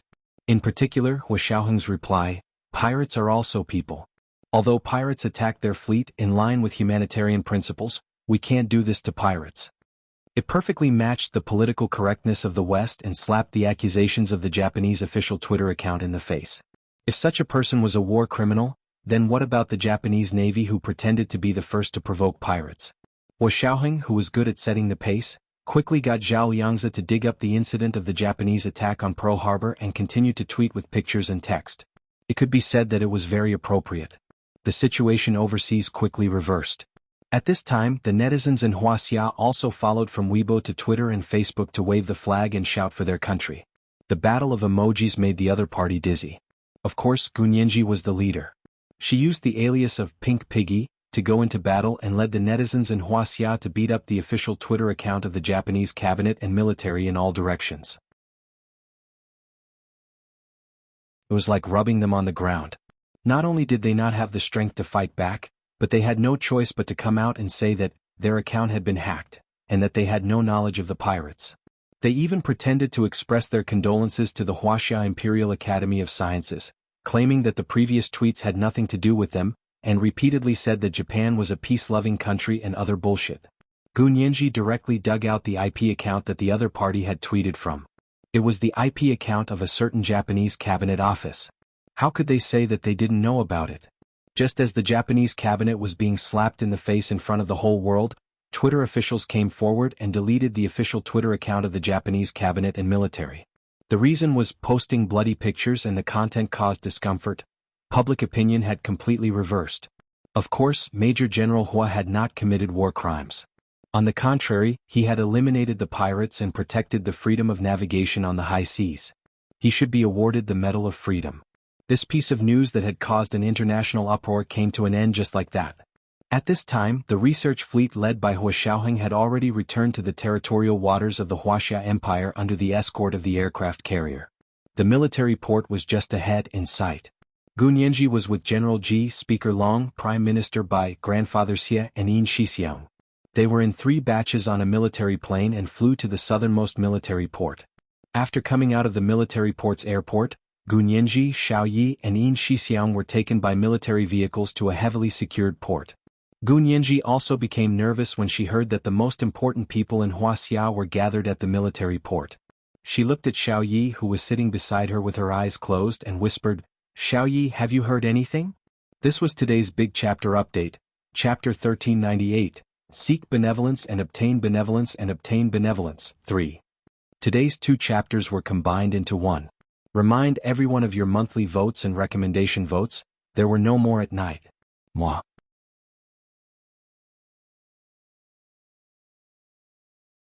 Chapter 1410. Xiaoyi sat side by side in the back seat with her.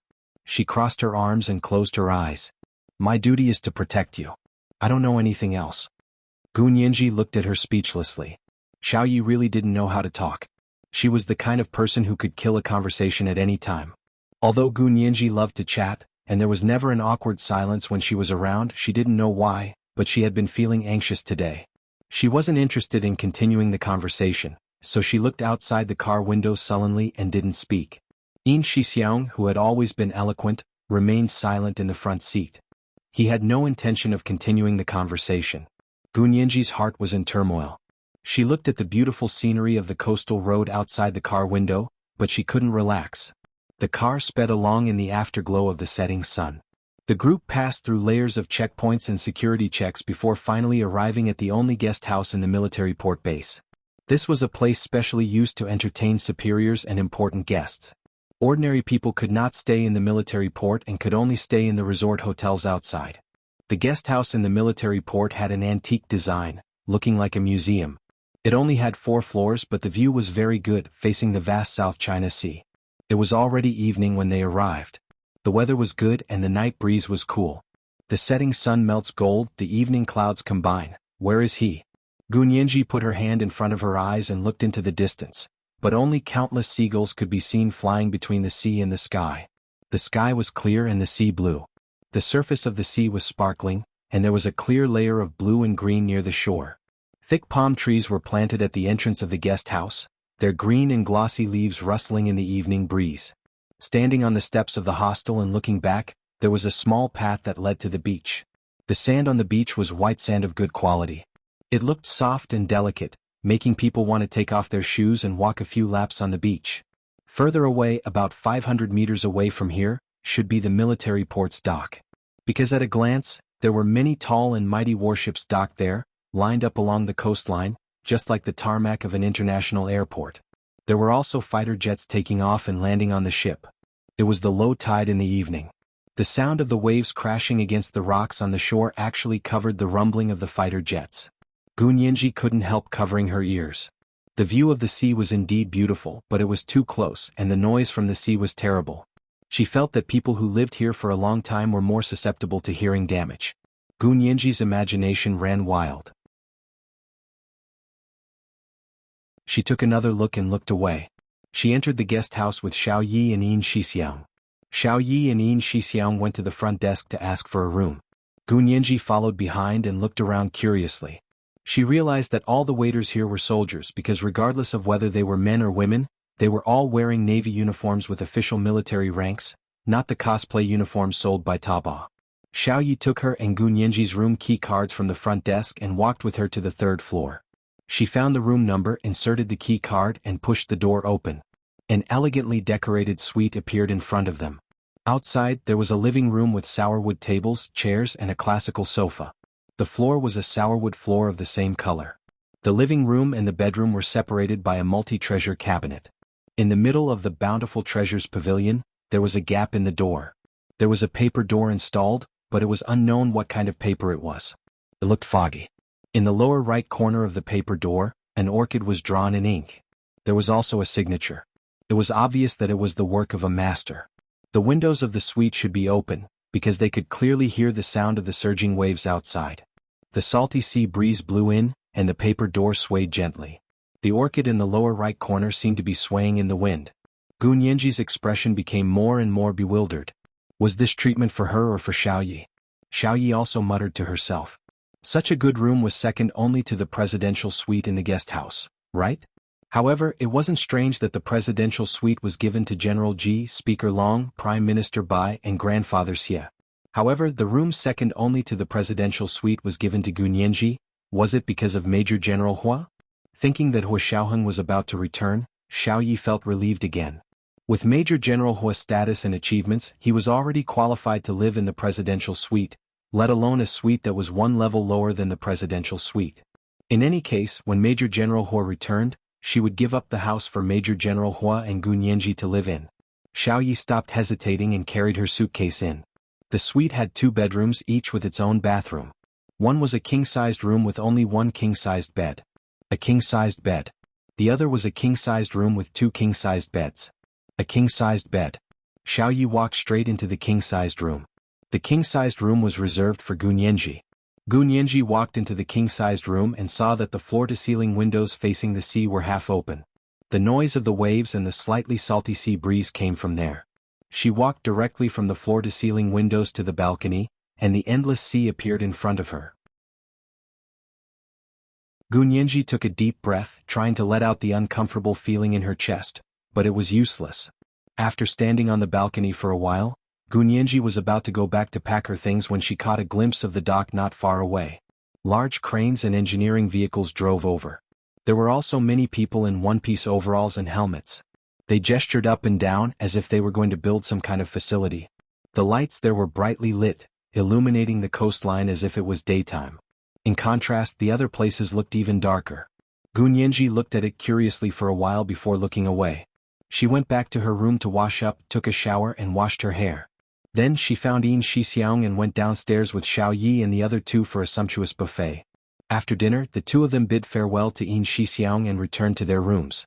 It wasn't dark yet. General Ji had told her that the bodies of the martyrs would arrive early the next morning. Their welcoming ceremony would be tomorrow. The 2 of them went back to their rooms to change their clothes and prepared to go for dinner.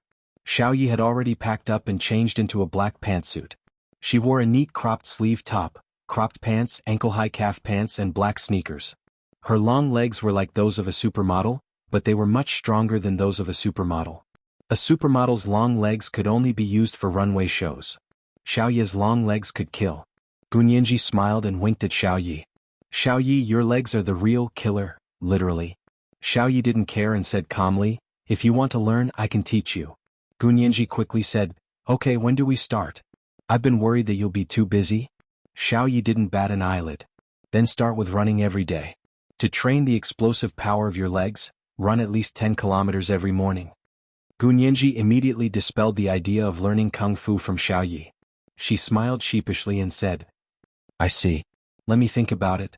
She sounded like an official. She looked exactly like Hua Xiaoheng. Xiao Yi glanced at her and smiled. Miss Gu is indeed Major General Hua's fiancée. You 2 look more and more like husband and wife. Gu Nianji loved to hear that. She relaxed and said, before dinner, I saw something being built at the dock. I don't know what it's for. Really? Xiao Yi looked at her watch. Has Major General Hua's ship arrived?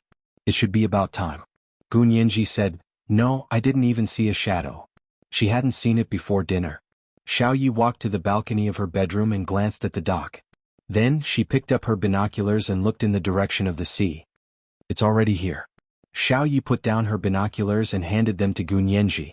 There was a hint of pride in her voice. Look, our aircraft carrier. Gun Yanji took the binoculars and looked through them. On the vast sea, several warships gradually revealed their silhouettes. It was as if someone was holding a brush and splashing ink on rice paper to draw. With a few light strokes, thousands of mountains and rivers were drawn. The evening sun had completely fallen below sea level. The sunset was in full swing, jumping on the clear blue sea. Half of the river was rustling and the other half was red. There were many people waving their arms on the warship in the distance. Major General Hua shouldn't be among them. He disdained to do such a childish thing. Gun Yanji rubbed her phone. She wished she could call him. But it was just a thought. Hua Xiaoheng couldn't bring his personal phone with him when he was on a mission. She didn't know his business phone number very well.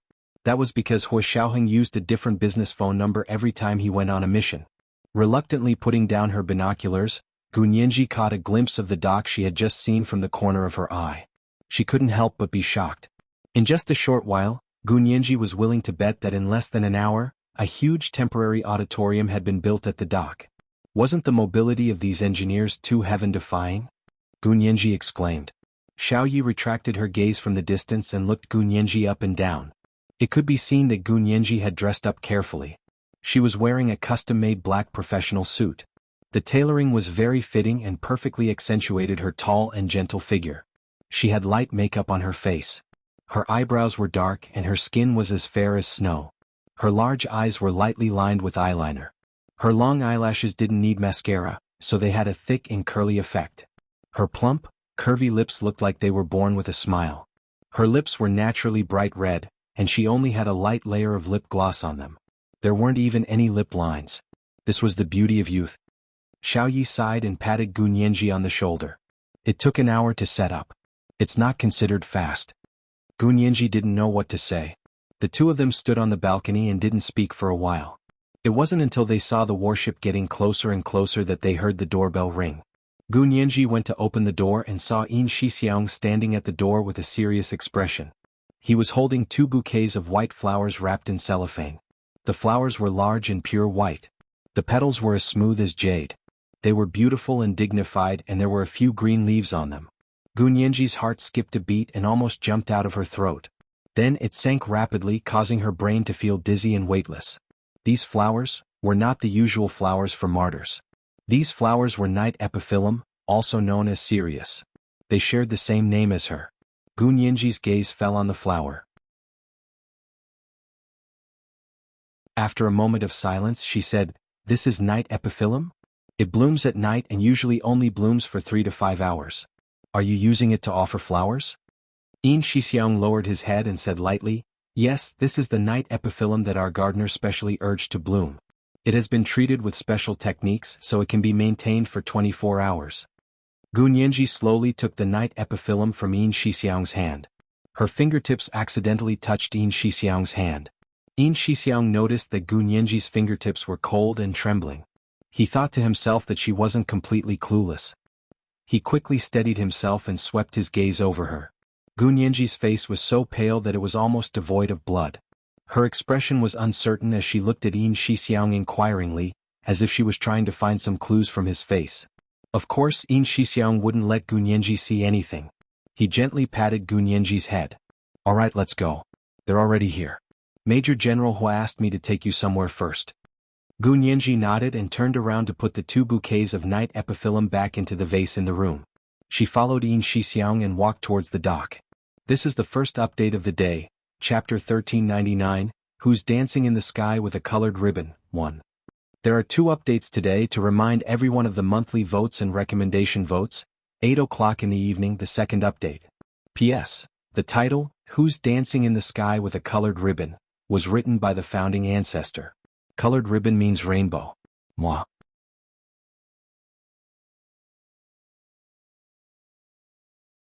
Chapter 1411. Xiao Yi walked behind Gun Yanji and vigilantly watched her surroundings. She had at least 2 fully loaded pistols on her waist, 1 on each leg and a military dagger tied to her calf. The wave shoes on her feet were also specially made. There was a mechanism on the soles of her feet that could be used at any time.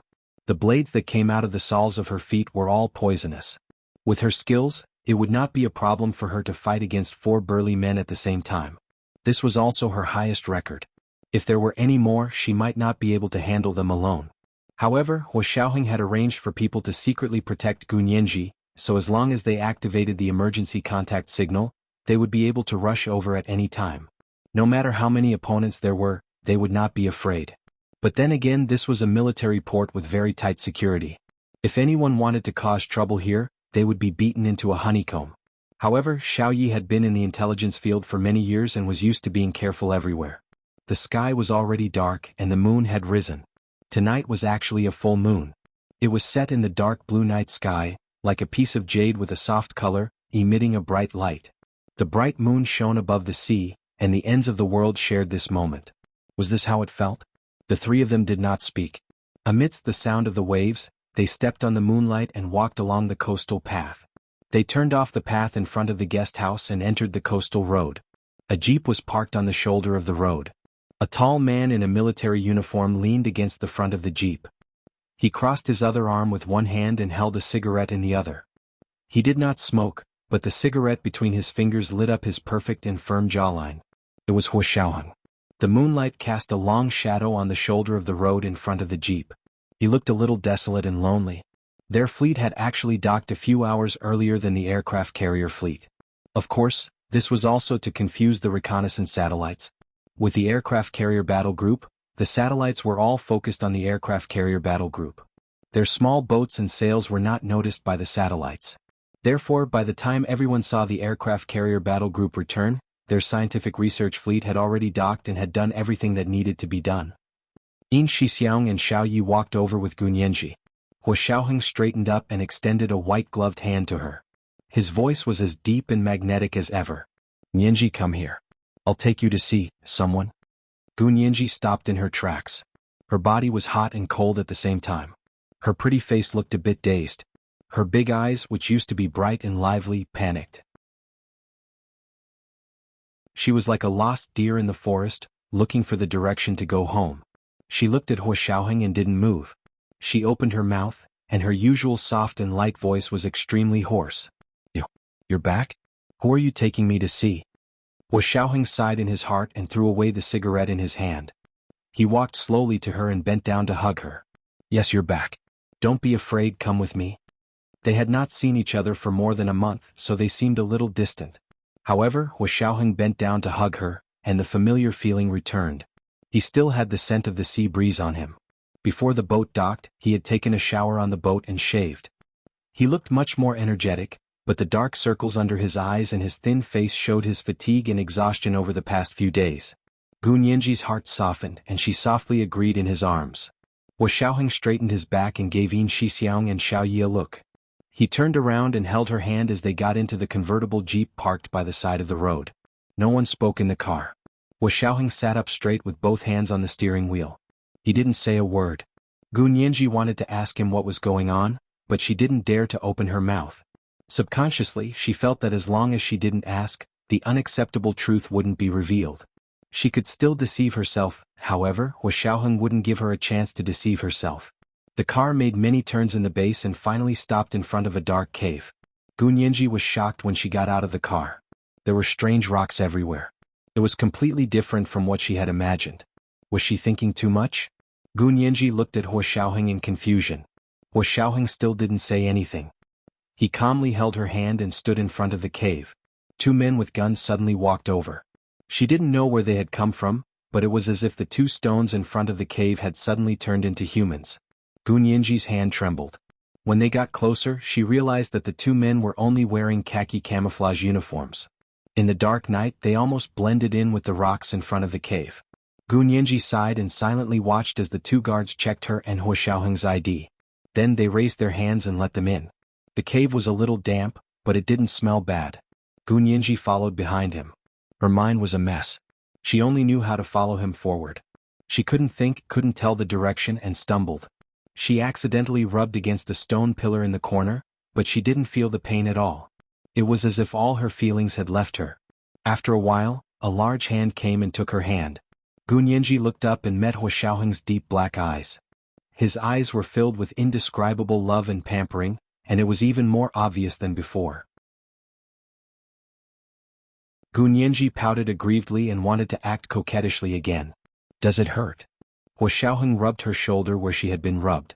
Can you still walk? Do you want me to carry you? Gu Nianji quickly shook her head. Although she really wanted Hua Xiaoheng to carry her, it wasn't on such an occasion. This was someone else's territory. She knew very well that she wasn't the kind of person who would show off their love everywhere regardless of the occasion. Hua Xiaoheng didn't say anything else. He held her hand and walked quickly. After walking out of a door, the view in front of them suddenly widened. Gu Nianji saw a huge empty space in front of her. It seemed to have hollowed out the mountain. In the middle of the open space there was a steel frame with a submarine on it. It was similar to the photos of submarines she had seen on the internet, but it wasn't particularly big. It was about the length of a medium-sized yacht. It looked very shabby. The outer shell was dark and a huge crack could be seen diagonally below. It had probably been attacked. Could it be the submarine that had been scrapped during their mission? Gu Nianji was even more confused. She looked at Hua Xiaoheng in confusion. At that moment, the door of the submarine suddenly opened and a person walked out. It was Qinlai in a white coat. Gu Nianji. Qinlai was also stunned when he saw Gu Nianji. He then turned his gaze to Hua Xiaoheng. You, Hua Xiaoheng said lightly, she has the right to see this submarine first than anyone else. Qinlai understood and nodded. He said, I've checked everything inside. The nitrogen has been removed so there's no danger to her life. But if you're worried you can bring an oxygen tank in. Hua Xiaoheng shook his head. No need. Gu Nianji stood there without moving and said stubbornly, Tell me what's going on? Why should I look at this submarine? Hua Xiaoheng let go of her hand and looked at the submarine. He began to narrate the story of the submarine. They were being chased and the submarine's power system was hit. But the submarine's owner didn't want to be captured and would rather sink to the bottom. The submarine is filled with nitrogen gas. Kill the 4 spies together. But the submarine's owner also perished with them. Gu Nianji's lips trembled as she asked. The submarine's owner? Who is it? Hua Xiaoheng walked towards the door that Qinlai had just come out of and said, He's inside. I'll take you to see him.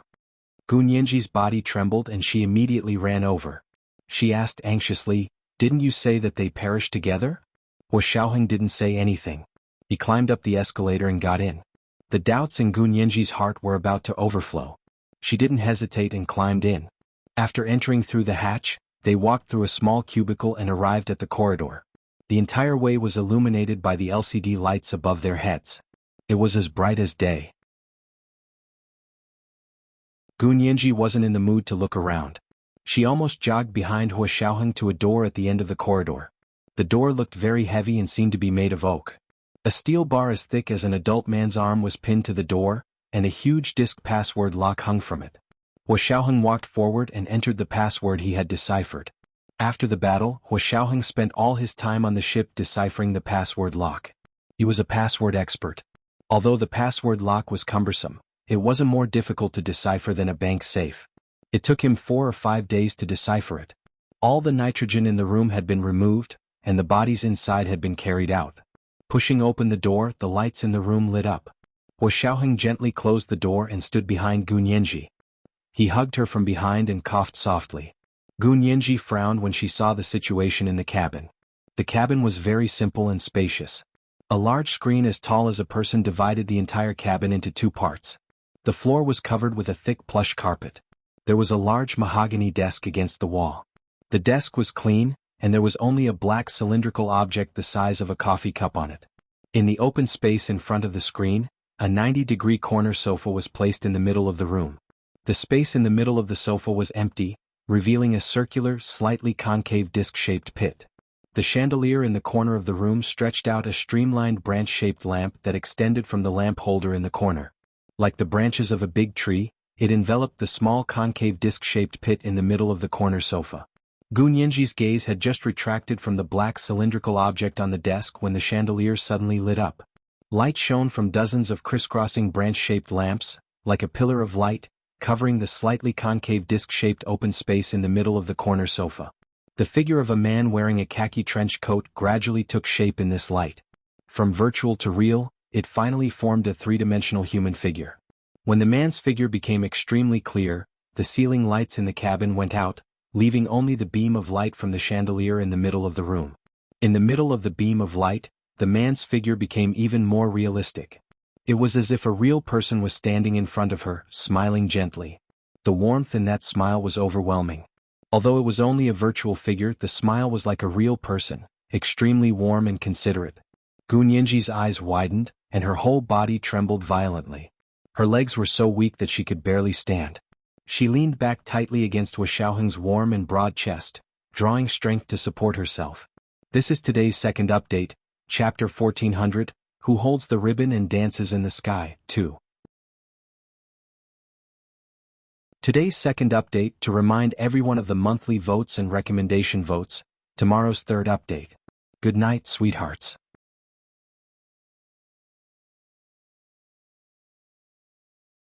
Chapter 1412. The man in the light was tall and wore a solemn khaki windbreaker.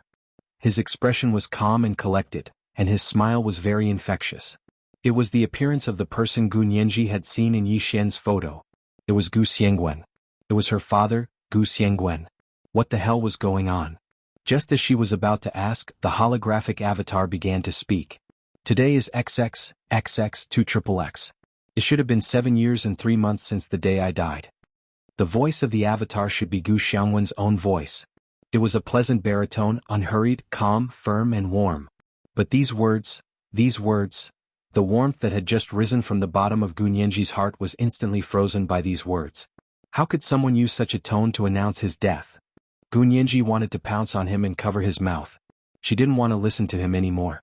This wasn't real. This was just a dream. Wu Xiaoheng must be teasing her. However, Wu Xiaoheng held her tightly so that she couldn't move. She couldn't even cover her ears. Gu Xiangguan's holographic avatar continued to speak. I am the owner of this submarine. Ever since I died, the computer system on the submarine has begun to automatically keep time. Day by day, month by month, year by year. I don't know when someone will discover my submarine. My countdown is only set to 100 years. 100 years later, the trench here will shake. At that time, my submarine and I will be sucked into the depths of the Earth's crust. Ashes to ashes, dust to dust. I'm very happy that it only took you 7 years to find me. Now, I have a few questions to ask you. This time, Wu Xiaoheng answered Gu Xiangguan's questions one by one. Just like how Wu Xiaoheng had told her the story of the submarine's owner, Gu Nianji listened to it again. After Gu Xiangguan's holographic avatar finished narrating their encounter, there was a long silence. Gu Nianji thought that was it. Thus, after the initial shock, she gradually calmed down. Her smart brain began to work, and she instantly thought of many suspicious points. For example, her father said that their plane had been hijacked and forced to land on an island near the Cape of Good Hope. Why did he happen to be on his submarine? Did his submarine just happen to be there, or did someone else drive it for him? Also, were there no other staff on such a submarine? Why were there only the corpses of his father, mother, and the 4 traitors? Gu Nianji thought about it and was about to voice out these doubts when she heard Gu Xiangguan's holographic avatar speak again after a moment of silence. Nianji, my baby, Mom and Dad's biggest regret was not being able to see you grow up. Now I realize that Mom and Dad really can't see you grow up. But don't be afraid, baby. Daddy and Mommy are just leaving first. We will wait for you on the road to hell. We won't let you be alone. Nianji, I can't take it anymore. I really want to see you again, hug you and kiss your cute little face. Nianji, I'm a scientist. I don't believe in the reincarnation of ghosts and gods, but at this moment, I'm willing to believe that if there really are ghosts and gods and reincarnation, please be my daughter again in your next life. A healthy daughter. Let me watch you grow up, get married, have children, and live a happy life as an ordinary person. Daddy and Mommy brought you into this world, but they didn't give you a healthy body. They made you suffer from genetic defects since you were young. It's Daddy's incompetence that I couldn't cure your illness. Daddy isn't a good father. Your bad temper is extremely cute in Daddy's eyes. Your mother always says that I spoil you, but I know that you're not bad-tempered. You're just not feeling well. You've already done very well. It's Daddy's fault. Daddy's incompetence and didn't cure your illness. Daddy and Mommy are both gone, leaving my baby to face the world alone. Daddy and Mommy are very sad. But don't be afraid and don't cry. Do you still remember your favorite story about the Little Mermaid? We didn't die. We were just like the Little Mermaid, turning into bubbles in the sea at dawn. When the bubbles dissipate and a rainbow appears on the horizon, it's us who came to see you. Then, with a ding sound, Gu Xiangwen's holographic avatar gradually blurred and finally disappeared completely. Gu Nianji was completely unable to describe her current feelings with words. These last words were actually said to her. Her father, who had already passed away, was still thinking about her in the last moment of his life. Gu Xiangwen's last words were completely out of her expectations. It was as if she had never thought that she could have such deep fatherly love. She was completely stunned and couldn't react for a long time. She could still analyze rationally just now, but now all sobriety had left her. Hua Xiaoheng released his arm and turned to look at Gu Nianji, but saw that there wasn't a single tear on her face. However, her eyes were red, and her snow-white teeth bit her lower lip tightly, leaving a clear bloody mark. Nianji. Hua Xiaoheng was both distressed and worried. Cry if you feel bad. He didn't want her to suffer like this, so he chose to let her know now. Gu Nianji's eyes widened and she stubbornly muttered to herself. I won't cry. I won't cry. Daddy said baby don't cry. Nianji. Cry. Hua Xiaoheng growled at her in a low voice. If she couldn't vent the pain in her heart, it would cause a serious problem. Gu Nianji shook her head mechanically. I won't cry. Daddy told me not to cry. Her big eyes were empty and completely unfocused. She turned her head to look in the direction of the door. Suddenly, with great strength, Gu Nianji turned around and pushed Hua Xiaoheng away, then ran towards the door. Hua Xiaoheng had only left the door ajar and hadn't locked it, so Gu Nianji ran out just like that. Nianji, where are you going? Hua Xiaoheng quickly chased after her. Gu Nianji ran very fast, and her voice echoed in the submarine corridor. I'm going to find the rainbow. My mom and dad are on the rainbow. She ran like crazy and rushed out of the submarine. She almost rolled down the escalator and fell to the ground. She immediately got up and continued running out. Chunlai was shocked and was about to order someone to stop her when Hua Xiaoheng jumped out of the submarine. He shook his head at them and chased after her alone. He knew that Gu Nianji needed to vent, so he didn't let anyone stop her. As a result, Gu Nianji ran out of the cave unimpeded. She ran crazily along the beach, refusing to let anyone near her. She was like a little beast that had lost its mind. Not only did she hurt others, but she also hurt herself. As she ran, she kept shouting at the dark sky until her voice was hoarse. Daddy, Mommy, where are you? Come out. I'm Nianji, your little Nianji. Don't you want me anymore? I've already grown up. I won't cause you any trouble. Come out. I'll be very good, really very good. I beg of you. I beg of you. Give me back my father and mother. Give my parents back to me. The waves were noisy, but they couldn't drown out her voice. The moon didn't seem to be able to bear to hear such a cry either. It pulled a dark cloud over to cover its figure. She tried her best to hold back her tears. She really didn't cry. But no matter how long she shouted, no one responded. She ran on the beach. When she was tired, she walked a few steps and then started running again. It seemed that as long as she ran forward, she would be able to see her parents in front of her. She didn't dare to stop. She felt that if she stopped, her parents wouldn't be able to wait for her anymore. But she ran all night, from the dead of night to the beginning of the morning. There was no sign of her parents anywhere. Exhausted, she knelt down on the beach and looked straight in the direction where the sun was about to rise. Hua Xiaoheng had also followed her all night. Seeing her like this, he realized that she had suffered a greater blow than he had imagined. She had screamed all night and ran all night, but she hadn't shed a single tear. All her emotions were stuck in her heart. Song Jining also came over and said angrily to Hua Xiaoheng, "Why didn't you go talk to her? How can she bear to let her run around for a night?" As she spoke, she walked over and hugged Gu Nianji. Her heart ached as she said, "Good girl, I'm your mother. Come back with me." Gu Nianji looked up at Song Jining for a while and shook her head. "No, you're not my mother. I have my own parents. You're Major General Hua's mother." Fine, she was still coherent, but her mental state didn't seem to be normal. Song Jining was frightened. She held her hand and felt her forehead. She still had a low fever. Okay, I'm not your mother. You have your own parents. Let's go back now, okay?" Song Jining patiently coaxed Gu Nianji. Gu Nianji shook her head again and said seriously, "No, I haven't seen my parents yet. They made an appointment with me. I want to see them one last time and send them off one last time. I can't stand them up and disappoint them." Song Jining nodded sadly. "Let's go see your parents. Come with me. I know where they are." She wanted to take Gu Nianji to see the bodies of Gu Xiangwen and his wife. Although Gu Nianji's words were clear and logical, she had actually fallen into a state of confusion. She frowned and refused Song Jining. "Don't try to lie to me. I know where my parents are." Song Jining was speechless. Gu Nianji stretched out a slender finger and pointed to the sky. Her face was full of admiration. "They're over there on the rainbow. I won't leave until I see them." Song Jining sighed and walked back to Huo Xiaoheng's side. "What should we do? Should we knock her out and take her away?"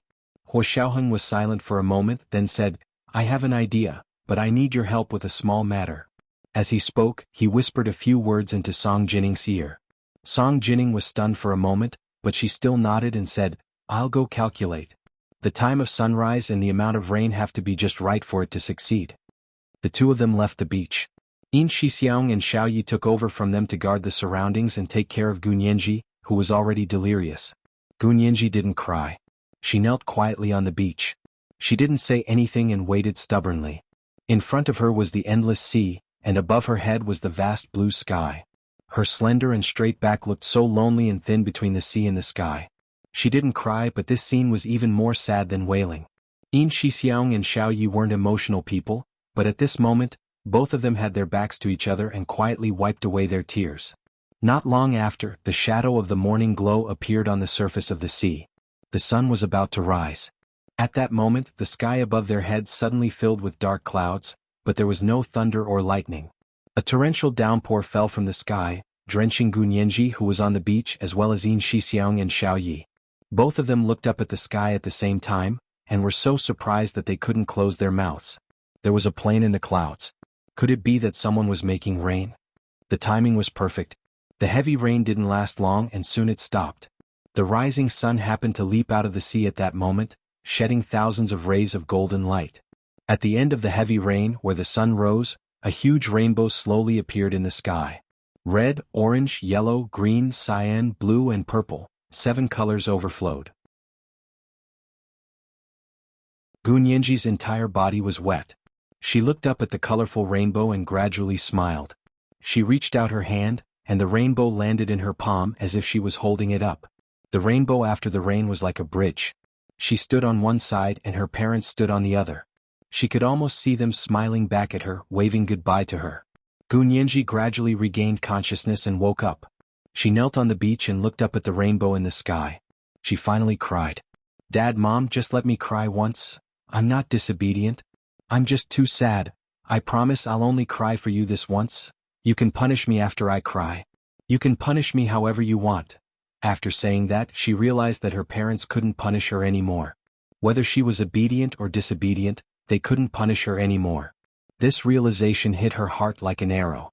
Gu Nianji sobbed softly and tears rolled down her cheeks. She was in pain and anxiety, and her shoulders trembled violently. She could barely kneel.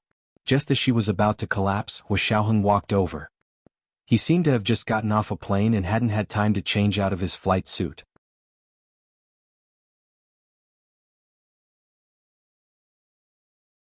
Chapter 14-13. Gu Nianji turned around and grabbed Huo Xiaoheng's collar tightly, crying so hard that her entire body trembled. Choking with sobs, she said intermittently, "My father and mother, where are they? Where did you put them?" "On the boat, you." Huo Xiaoheng had just finished speaking when he realized that Gu Nianji was exhausted and had finally fainted.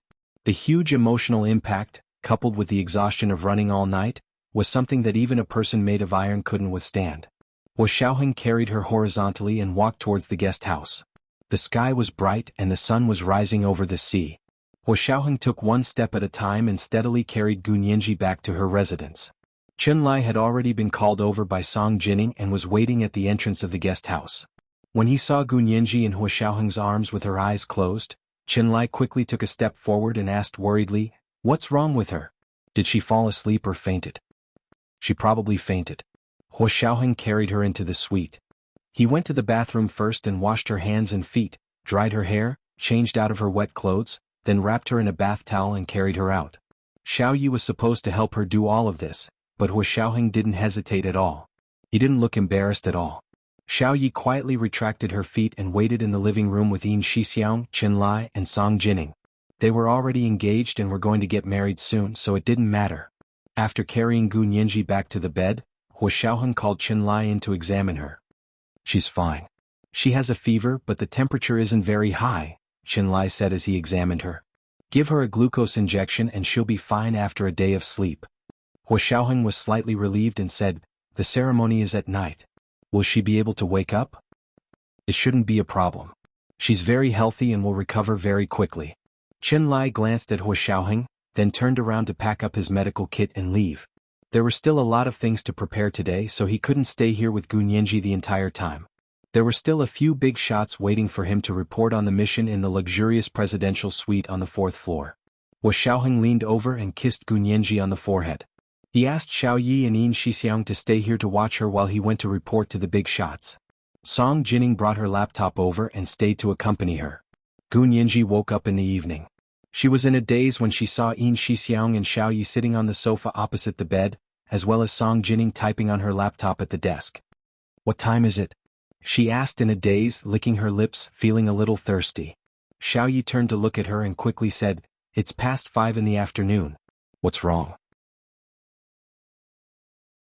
Seeing her licking her lips, Xiao Yi poured her a glass of water. Gu Nianji rubbed her temples as she recalled what had happened from last night to this morning. She also remembered the last thing Hua Xiaoheng had said to her. I'll take you to see your parents. She struggled to sit up and said weakly, where's Hua Xiao? He said, he wanted to bring me to meet my parents. Xiao Yi felt a headache coming on. Thinking that she was still unconscious, she quickly coaxed her softly, do you still want to see him? Didn't you see him this morning? Gu Nianji gasped. I've seen it? Where is it? A rainbow, Xiao Yi quickly said. Major General Hua personally created a rainbow for you with artificial rain. Don't you remember? Only Major General Hua could think of and create such a lavish rainbow. Gu Nianji stared blankly at Xiao Yi. Her gaze gradually widened. That rainbow was artificial? Major General Hua made it rain? Didn't my parents come to see me? Yin Shixiang saw that Gu Nianji's condition wasn't right.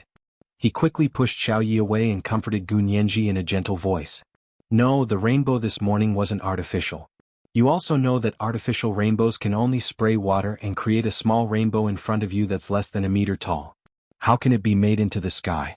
Right? That's a real rainbow. That was true. The rain was real. Although it was artificial rain, of course rainbows appeared naturally. This was because the cause of rainbows was because different colors of light refracted differently in water. When sunlight passed through a certain angle and was refracted by the water droplets in the air, the 7 colors that made up sunlight would arrange themselves according to a certain pattern, forming a rainbow that looked like an arch bridge. Gu Nianji looked at Yin Shixiang for a while and completely understood. She didn't want to brush off Yin Shixiang's good intentions. She lowered her head and lowered her eyes. Song Jining had already called Hua Xiaoheng. When Hua Xiaoheng heard that Gu Nianji had woken up, he quickly said, give the phone to Nianji. Song Jining took the phone and handed it to Gu Nianji. She said gently, Nianji, it's Xiaoheng. Gu Nianji reached out to take it and said softly, hello. Her voice was delicate and soft, like a kitten that had just woken up. Hua Xiaoheng walked to a place where there was no one around and softened his tone. You're awake? Yes. Does your head still hurt? It doesn't hurt anymore. Do you still have a fever? It's not burning anymore. Can you get up and walk? Gu Nianji rubbed her legs and seemed to be fine. She smiled self-deprecatingly. With her physique, she would probably recover the next day even if the sky collapsed. She nodded. Yes. Okay, come over with Big Xiong and Xiao Yi. Is there anything else? Gu Nianji asked timidly. She wasn't in good spirits. Bring your parents ashore. Hua Xiaoheng paused. You still have to offer flowers. That's right. This was what Major General Hua meant. He was going to take her to see her parents. Gu Nianji almost immediately lifted the blanket and jumped out of bed. She said anxiously, I'll be right there. She rushed into the bathroom and washed her face. She didn't put on any makeup and changed into a more solemn and dignified black dress.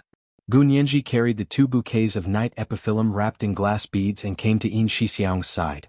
She said, Brother Xiong, Major General Hua asked you to take me there. Let's go. Yin Shixiang took her hand and led her away. Xiao Yi hurriedly followed behind. Song Jining sighed. She packed her laptop bag and followed him down the stairs. Gu Nianji followed Yin Shixiang, Xiao Yi, and Song Jining into the makeshift auditorium. Although it was temporarily built, the furnishings inside were meticulous. A long red carpet ran through the auditorium and extended to the gangplank by the sea. General G was wearing a formal military uniform and a military hat. The golden epaulets with 3 stars and 1 tassel were especially eye-catching under the lights. He stood there without a smile. Speaker Long and Prime Minister Bai were both wearing suits, while Grandfather Xie was wearing a Chinese-style suit. The 4 of them stood side by side at this end of the red carpet. Seeing Gu Nianji and the others enter, General Ji waved at her. Gu Nianji looked at Yin Shixiang and then at Xiao Yi. The 2 of them nudged her at the same time. Go. Gu Nianji pursed her lips and walked over with 2 bouquets of night epiphyllum wrapped in cellophane. General Ji moved aside and she stood in the middle of the 4 of them. Gu Nianji felt uncomfortable being surrounded by the 4 big shots. However, she didn't dare to move again and stood there stiffly. The atmosphere in the auditorium gradually became heavy, and even the air seemed to stop flowing. Gu Nianji felt a little suffocated. However, this suffocating feeling didn't last long. She saw 8 soldiers in military uniforms carrying 2 coffins down the gangplank and walk towards the red carpet. Her heart was beating violently. Her body trembled uncontrollably, and her eyes were empty as she looked ahead. General Ji gently raised his hand and held her arm. Gu Nianji glanced at General Ji. Her big eyes were red and swollen. General Ji felt bad. He pursed his lips and said softly, "Go, child. Go and offer flowers to your parents." In the auditorium, the MC in a senior colonel's military uniform was announcing the ceremony one by one. The national anthem was played and military music was played. A small honor guard of the 3 armed forces was holding their guns. As if they were being reviewed, everyone's eyes were on the coffin bearers who were slowly moving forward. Among the 8 tall and calm coffin bearers, Hua Xiaoheng was still the most eye-catching. They walked in unison and placed the 2 cherry coffins on the ceremonial platform in the auditorium. The coffins were covered with a bright red national flag and were placed quietly. Gu Nianji held back her tears and walked over slowly with 2 bouquets of night epiphyllum in her arms. She placed the 2 bouquets of night epiphyllum on the 2 coffins, then bent down and kissed the coffins devoutly. When she straightened up, 2 drops of tears fell again and fell on the white petals of the night epiphyllum. The tears on the petals were crystal clear. Under the lights of the auditorium, the colors of the rainbow seemed to appear again. Gu Nianji wiped her eyes with the back of her hand and said silently in her heart, "Mom and Dad, these are the tears that I haven't finished crying this morning. I'm not crying again." The auditorium was very quiet and everyone's eyes were on Gu Nianji. General Ji walked forward and stood beside Gu Nianji.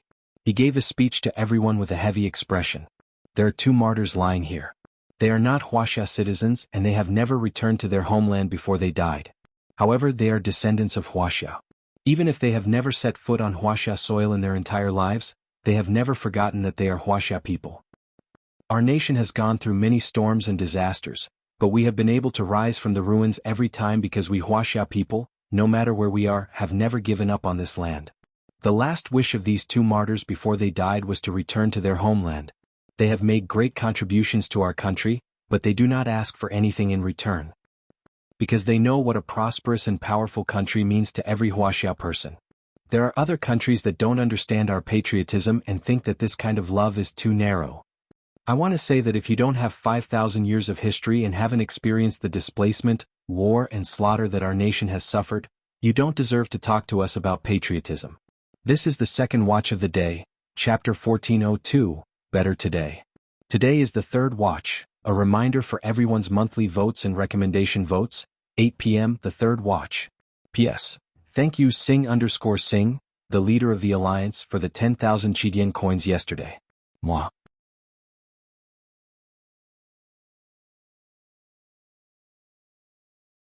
Chapter 1414. Gu Nianji raised her head and looked at the chandelier on the ceiling beam of the auditorium. Tears welled up in her eyes. However, she tried her best to hold her head high and not let the tears fall. General Ji finally said, "Although they don't ask for anything in return, we can't ignore their efforts and enjoy their contributions. I have already reported the merits of these 2 martyrs to Speaker Long and Prime Minister Bai.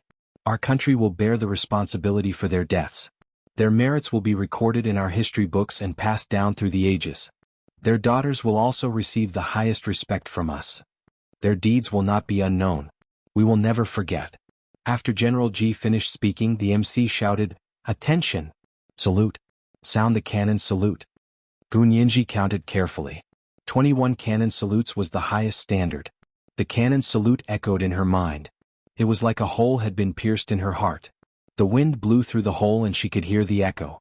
After the ceremony, General Ji walked up to her, reached out, and held her hand tightly. Child, don't be sad. We will take good care of you on behalf of your parents. Gu Nianji nodded silently and whispered, Thank you, General Ji. You've been very good to me. She had grown up safely under the protection of the Wuxia Empire's military since she came to Xiaoheng at the age of 12. If it weren't for them, she thought she might have died in the cold sea like her parents. As she thought about it, she actually felt dizzy. It was as if she saw the blue sea covering the sky and pressing down on her.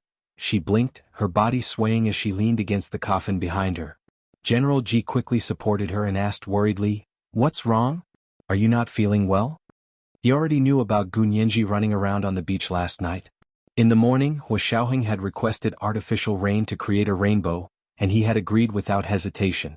Even if they didn't have the means and technology, he would have agreed to temporarily use a studio to create a fake scene.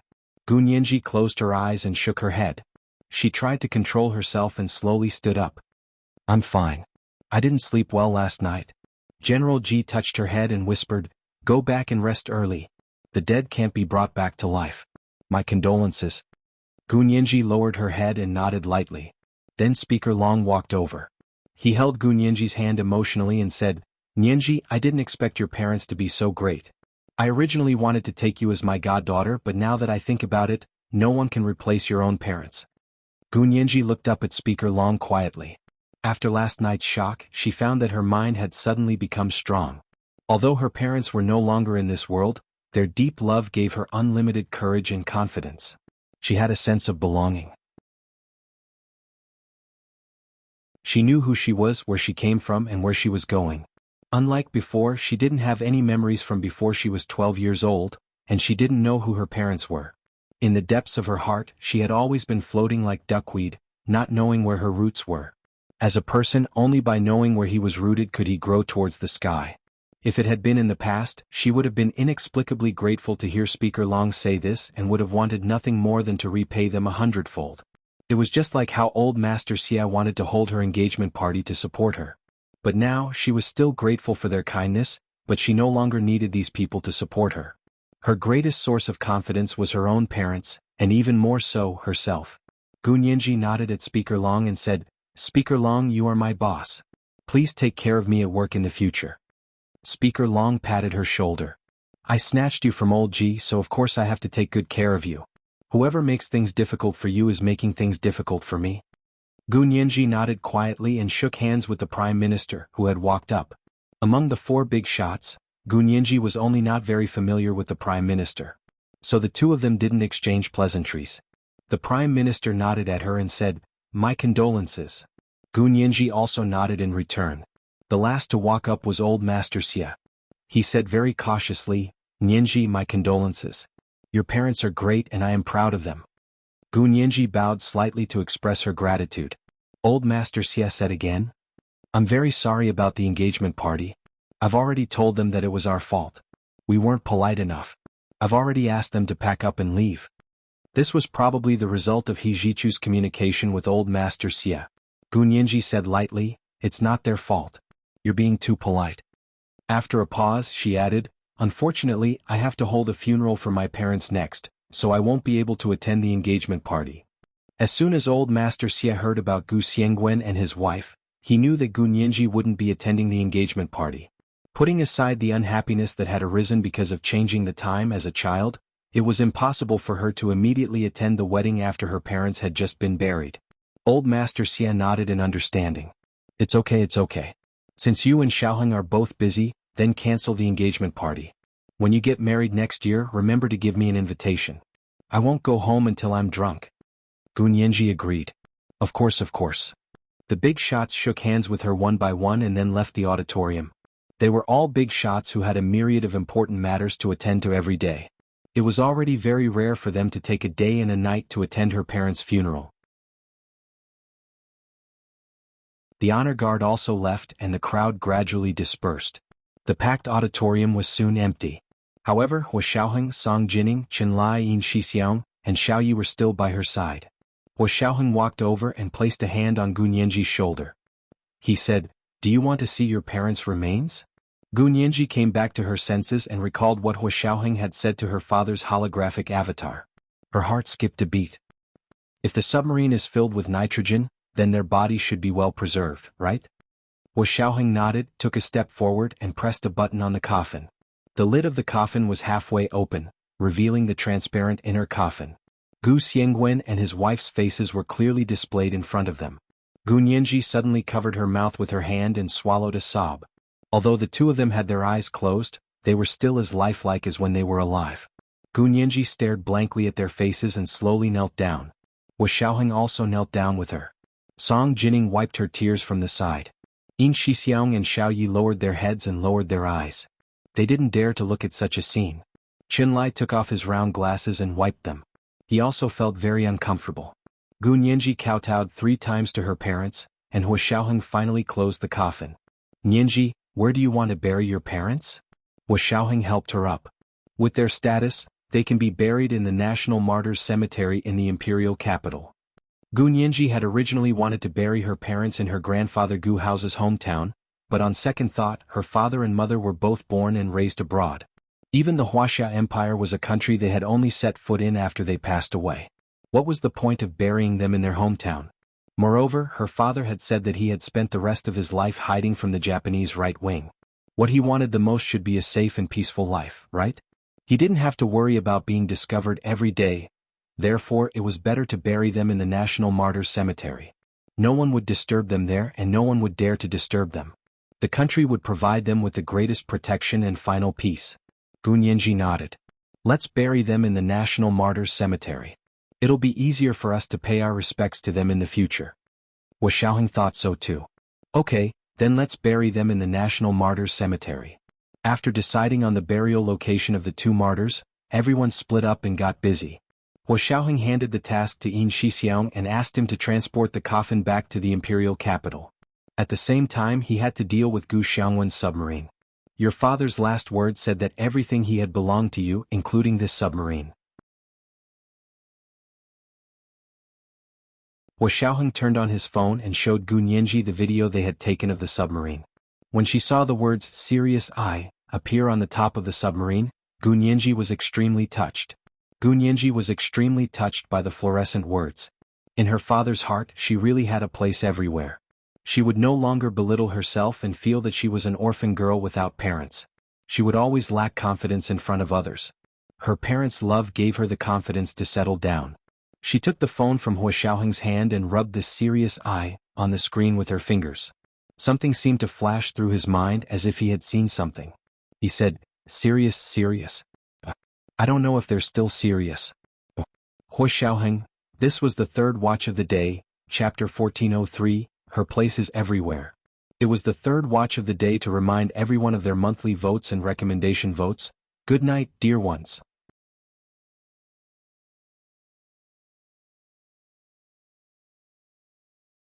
Chapter 1415. Let's talk about Sirius first. Let's talk about Sirius first. Hua Xiaoheng brought her to the cave where the submarine was placed. Last night, Gu Nianji had followed Hua Xiaoheng here, and her world had turned upside down. She thought of the holographic portrait of her father she had seen yesterday, and the fluorescent "Sirius" above the submarine in the video. Gu Nianji looked up at the submarine for a long time. Hua Xiaoheng held her hand and led her into the submarine again. The details that she hadn't noticed yesterday gradually appeared before Gu Nianji's eyes. The deep corridor was covered with a thick carpet, and the dome of the corridor was painted with interesting cats and dogs. It was like a children's paradise. Gu Nianji pursed her lips and thought bitterly, had she ever been here when she was young? A long time ago, was there a chubby little girl who ran here and there with her little feet tapping and giggling? Was there a tall and handsome man standing at the end of the hallway, looking at her with a face full of love? Gu Nianji was so engrossed in her thoughts that she was like an irrelevant bystander. She stood at the side and watched the scene of a loving father and a loving daughter. At that moment she was so envious. She was so envious of this carefree little girl who was pampered by her parents. Although this little girl should be her when she was young, right? But in the blink of an eye, her mind was occupied by the overwhelming blue sea water, her head hurt like needles. Her vision was blurry, and she almost couldn't stand steadily. Hua Xiaoheng noticed her condition in time. Seeing that she was in a daze, Hua Xiaoheng reached out and gently placed his arm on her shoulder to steady her. He asked with concern, "What's wrong? Are you still not feeling well? Why don't we go back and rest for 2 days?" After this mission, Hua Xiaoheng asked General Ji for a month's vacation. He planned to spend it all with Gun Yanji. Gun Yanji gritted her teeth and shook her head. "I'm fine. I probably didn't sleep well last night, so I'm a little dizzy. Let's go back." Hua Xiaoheng didn't allow any explanation. He picked Gun Yanji up again and walked out of the submarine. Qinlai saw that they had just gone in and come out again. Gun Yanji's face was pale as she lay in Hua Xiaoheng's arms. He asked in surprise, "Is the nitrogen inside still not cleared?" "No, we've been in there many times. It shouldn't be nitrogen." Hua Xiaoheng looked at Gun Yanji's tightly shut face and gave Qinlai a look. "Check her again."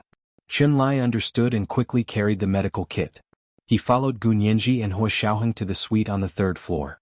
Yin Shixiang was outside preparing to transport Gu Xiangwen and his wife's bodies back to the imperial capital for burial. Xiao Yi had already moved out of the suite and moved into a standard room on the 2nd floor. Therefore, only Hua Xiaoheng, Gun Yanji, and Qinlai came in. Qinlai took out another set of equipment and carefully examined Gun Yanji's condition. No fever. Heartbeat, pulse, and blood pressure are normal. Qinlai looked at the data in the instrument and muttered to himself. He frowned and said, "There's no problem? Could it be that you really didn't sleep well?"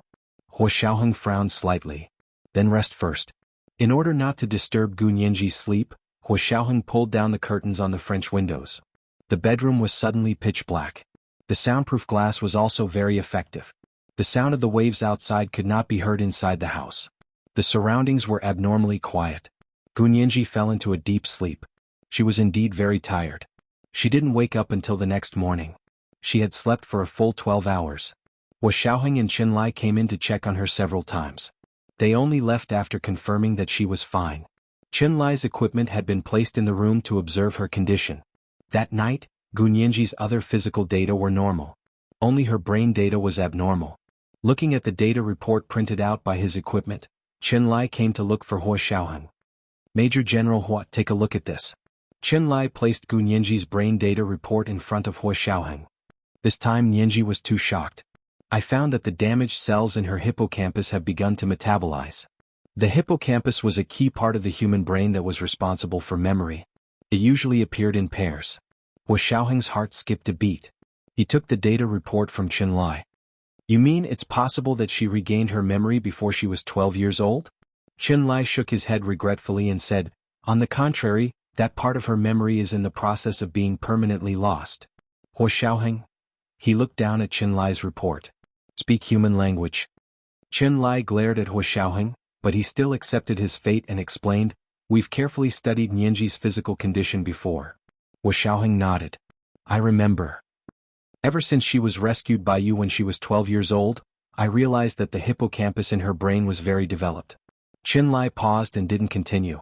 Instead, he drew a circle on the data report, meaning that the hippocampus in Gun Yanji's brain was twice the size of an ordinary person's. People with a developed hippocampus had a very good memory. Yanji has a photographic memory, mainly because the hippocampus in her brain is very developed. Qinlai pointed at the data report. But because she once suffered a huge shock, a part of the hippocampus in her brain was severely damaged. It was like a hard disk that was broken. "I told you, this is why she can't remember her memories before she was 12 years old." Hua Xiaoheng looked up and looked at Qinlai coldly. "Aren't you talking nonsense?" Qinlai spread out his hands and said helplessly, "Let me finish. Previously this part of the area was damaged. I used to think that as long as it was active again, Nianji would be able to recover her memories before she was 12 years old. But after this major stimulation, that part of her hippocampus was indeed stimulated to become active again. However, it's like a hard disk that has a problem. When you reactivate this hard disk, you don't use data repair but hard disk formatting." Hua Xiaoheng frowned even more. "What do you mean? If her brain is really like a hard disk that has a problem, why isn't it data repair? Why does it have to be hard disk formatted?" "Because her brain chose to format itself." Qinlai didn't understand why either. "I can only tell from the data I've observed that the part of her hippocampus that was originally in a damaged state is starting to become active. It's all relying on new cells.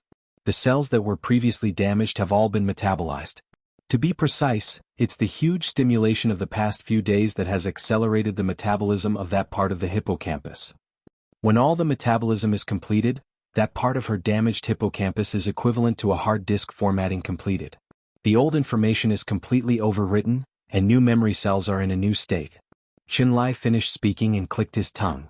Her memory is already heaven-defying. This time, it's even more heaven-defying. I don't even know how high her IQ will reach in the future. Huo Xiaoheng wasn't worried about this. He casually placed a hand on the data report and said nonchalantly, "It's just a good memory. No matter how high her IQ is, without the corresponding EQ, she'll at most be like you. How good can she be?" Don't hit me in the face. Qinlai blushed. How am I not good? How is my EQ not high? Just because I'm single, you're mocking me like this. He suddenly thought of Yi Zitan, and his words stopped abruptly. Huo Xiaoheng glanced at him and understood what he was thinking. Huo Xiaoheng looked down at the data report and said, "Then you mean that her dizziness now is a side effect of the damaged part of the hippocampus restarting its metabolism?" "You can say that, but it still depends on her own reaction." Qinlai sat in front of Huo Xiaoheng resentfully. "When she wakes up, ask her if there's anything different in her brain. Or you can give her a test to see if her reaction has changed." Huo Xiaoheng shook his head and refused. "I'm not interested in the change in her IQ. I just want to know if she'll recover her memory." "No," Qinlai said firmly. "As the damaged part of her hippocampus reactivates, new cells replace the original cells, and that part of her previous memory will be lost forever." Huo Xiaoheng didn't speak for a long time. Qinlai comforted him. "What are you still worried about? Anyway, her parents have already been found. This time it's really her parents. I've already done a DNA test. Gu Xiangwen's biological daughter is real. They wanted Gu Nianji to recover her memory because they wanted to find out her background. Now that her background had been revealed, it didn't matter whether she recovered her memory or not. Huo Xiaoheng still had an indescribable worry. "Is it really okay?" "No problem, look for me if there's a problem." Qinlai thumped his chest loudly. Gu Nianji woke up at that moment and called out from the bedroom, "Is Brother Qin outside?" She woke up and called out to Qinlai, not Huo Xiaoheng. Qinlai was very pleased to see Huo Xiaoheng trying his best to act nonchalant. He stood up with a smile and said loudly, "I'm here and so is Major General Hua." Gu Nianji seemed to be startled and said, "I'm still a little uncomfortable. Can Brother Qin come in and help me check?" Okay, no problem. I'll be right there." Qinlai ran in happily. Brother Qin closed the door. Gu Nianji sat on the bed, her messy long hair draped over her body, and there were traces of sweat on her forehead. Qinlai gently closed the door and walked to Gu Nianji's bed to sit down. He asked in confusion, "Nianji, what do you want to say to me?" It was obvious that Gu Nianji only wanted to tell him and not Huo Xiaoheng. Gu Nianji rubbed her forehead and pursed her lips. She said softly, "Brother Qin, I've been having a dream since yesterday." "What did you dream of?" Qinlai was excited. Could the newborn hippocampal cells promote the production of dreams? Or was it that the hippocampal cells intersected during metabolism, so that part of the old memories were still retained? Any one of these theses could win a Nobel Prize. Gu Nianji put down her hand and saw Qinlai's round eyes shining with excitement behind his glasses. She couldn't help but be speechless. After a while she said, "Don't think too much. There's actually nothing much. I just dreamed of the sea over and over again. The blue sea, the sea that was like a cradle. The color of the sea was too rich and bright. It wasn't the blue-green sea here, but the sea that reflected the blue-purple electric light she had seen in the Caribbean blue hole." She added, "It seems that the surrounding situation is also very similar to the Caribbean blue hole." Qinlai was extremely disappointed when he heard this. Since the dream was a scene that Gu Nianji had seen after she was 12 years old, it had nothing to do with the hippocampal memory intersecting theory that he had just come up with. "This should be the after-effect of your stress stimulation," Qinlai explained listlessly. Because the electric shock you received in the blue hole in the Caribbean Sea was roughly the same as the stimulation you received this time, so you will have selective associations. It's not a big problem. You'll be fine after some rest." Gu Nianji also felt that this should be the reason. But there was one thing that she didn't tell Qinlai, and she didn't know who to tell. Because in her dream, the perspective of the overwhelming seawater was very strange. Sometimes it seemed like she had personally experienced the scene, but sometimes, it was from a bystander's perspective. And the time was very short. Every time it happened it was fleeting. Like a light bulb that was constantly being switched on and off, the colorful blue-purple seawater flashed in and out of her dream quickly, making her exhausted and dizzy. This is the first chapter of the day, chapter 1404, A Bystander's Perspective. There are 2 chapters today. Remind everyone of the monthly votes and recommendation votes, at 8 p.m. the second chapter. P.S. Thank you Momo Moshi for your 10,000 Chidien coins yesterday. Mwah.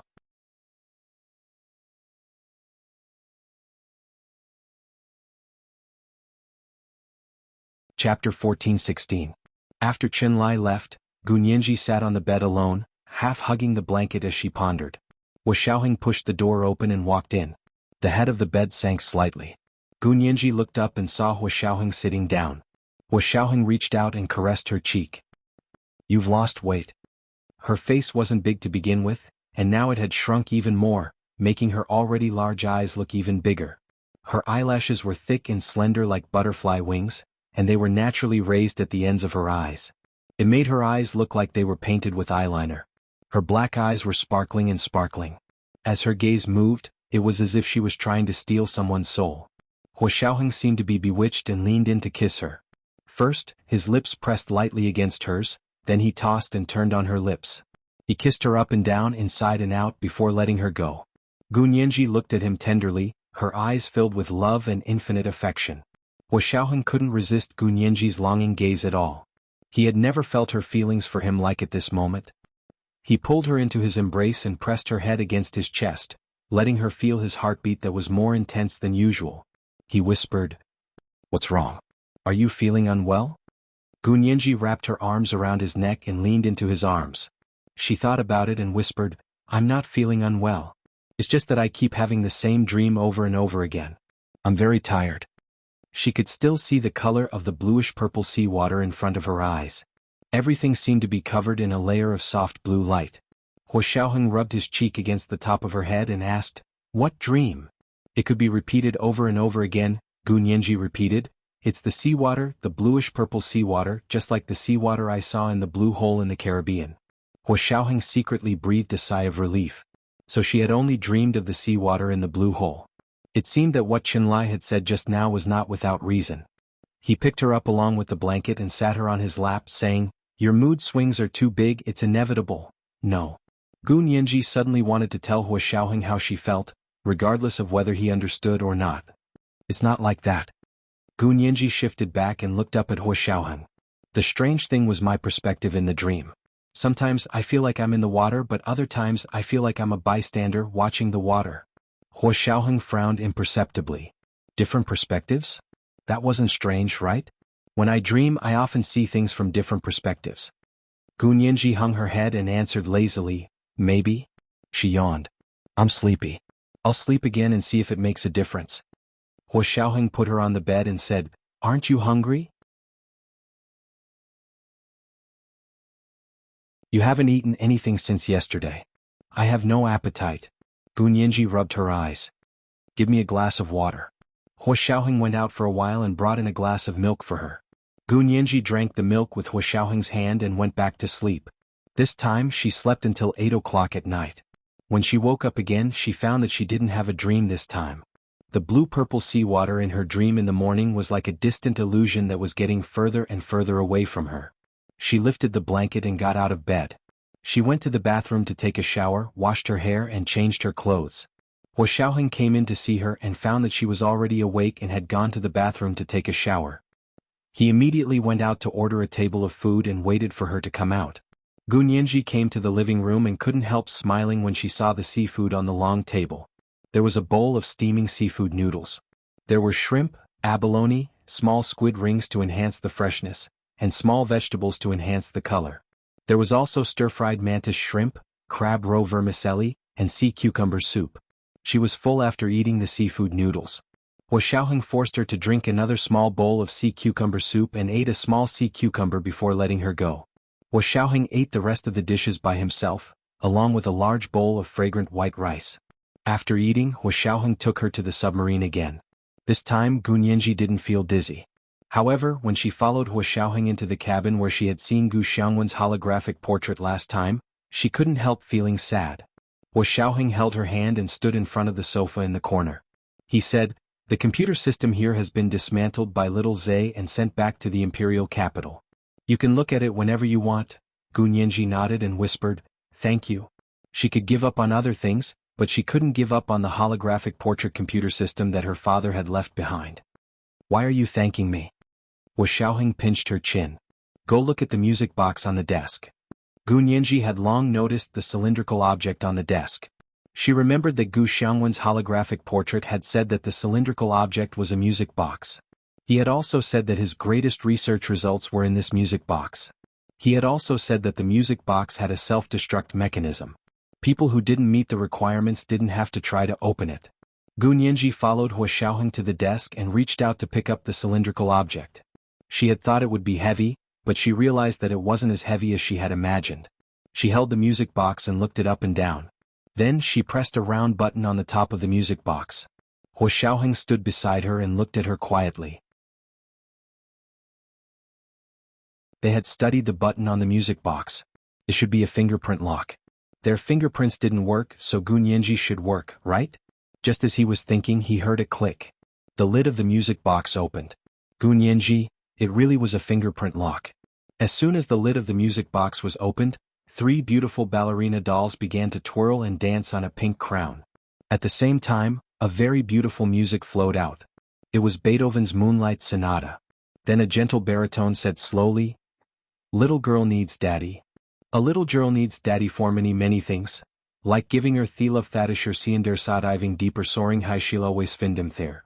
It was the voice of the holographic avatar, her father, Gu Xiangwen. Gu Nianji quickly covered her mouth with her hand and looked up at the ceiling. Only then did she swallow the tears that almost fell. It was this poem. She had seen it on the wall of the Das clinic in India. Was this the clue left by her father? Were they worried that one day they would suddenly disappear, so they left these clues so that Gu Nianji could find them when she grew up? Gu Nianji held the music box and looked at it for a long time. After the poem was finished, the 3 ballerina dolls sank. The pink crown turned around and split in the middle, revealing a tray. On it was a high-energy physics problem to calculate the energy of a magnetic field. Gu Nianji, was this thing really prepared for her? Didn't her father know that she wasn't a physics genius? Gu Nianji's face fell. Hua Xiaoheng pinched her little face and smiled faintly. "What's with that expression? You don't know how to solve this problem, but Miss Song does." Gu Nianji thought that he was right, but she felt a little guilty. "Is that cheating?" Hua Xiaoheng seemed to know what she was thinking. He gently hugged her from behind and said, "Your father is indeed talented, but did he predict that you would lose your memory?" Gu Nianji shook her head and said lightly, "My father isn't a god. How can he predict everything? Besides, even if he could predict it, he didn't escape from those people." She turned around and waved her fist at Hua Xiaoheng. "If I find out who betrayed my father, I won't forgive him." Hua Xiaoheng raised his eyebrows and said calmly, "I've already avenged your father." Gu Nianji immediately thought of the pirate base that Hua Xiaoheng had gone on this mission to destroy. She couldn't help but be surprised and delighted. "Really? The one that was scolded on Twitter by the Japanese cabinet and military, that base?" Hua Xiaoheng lowered his eyes slightly. "Yes, they like to use pirates. I can't tell if they're real pirates or fake pirates." Gu Nianji was touched and held his hand. She snorted. The Japanese were pirates in their early years. Back then, the Japanese had harassed our coast for hundreds of years and accumulated a wealth of experience as pirates. To be honest, what are Somali pirates? They're not even worthy of carrying shoes for the Japanese pirates with a long history. Hua Xiaoheng saw that she was in the mood to mock them and knew that she was in a much better mood. He patted her head. "Everything else here has been taken away. If you agree, this submarine will be left here for them to study. If you don't agree..." Gu Nianji interrupted him and said with a half-smile, "I even donated the money I recovered from the foundation to Miss Song for research. Why are you being so distant?" "You can't say that. They're your father's inheritance, so of course you have the final say." Hua Xiaoheng brought her out of the submarine and went to the military port to complete the handover procedures. Gu Xiangwen's advanced cement submarine became the darling of the Navy's equipment experts. Gu Nianji hugged the black music box and boarded the plane back to the imperial capital with Hua Xiaoheng and the others. Xiao Yi, Chen Lai, and Song Jining boarded He Xiaoheng's private plane with them. Yin Shixiang took Gu Nianji's parents' coffins and boarded another large transport plane. On the plane, Gu Nianji took the opportunity to give the high-energy physics question she had seen in the music box to Song Jining. Song Jining was fascinated when she saw it. She immediately opened her laptop and began to calculate. She said emotionally, "This question is such a coincidence. I've recently encountered a bottleneck in my research on high-energy magnetic fields. This question is simply enlightening." Gu Nianji, this was today's second update, Chapter 1405, is this thing really prepared for her? Today's second update was to remind everyone of their monthly votes and recommendation votes. Good night, dear ones. You're tuning in to the Han Li's Wuxia Chronicles YouTube channel. We're so grateful for your support, and don't forget to subscribe to join us on this incredible journey through captivating stories. Your generosity through donations truly makes a world of difference, as it's the primary source of revenue that allows me to expand and enhance this channel for you. Thank you from the bottom of my heart for being a part of this adventure.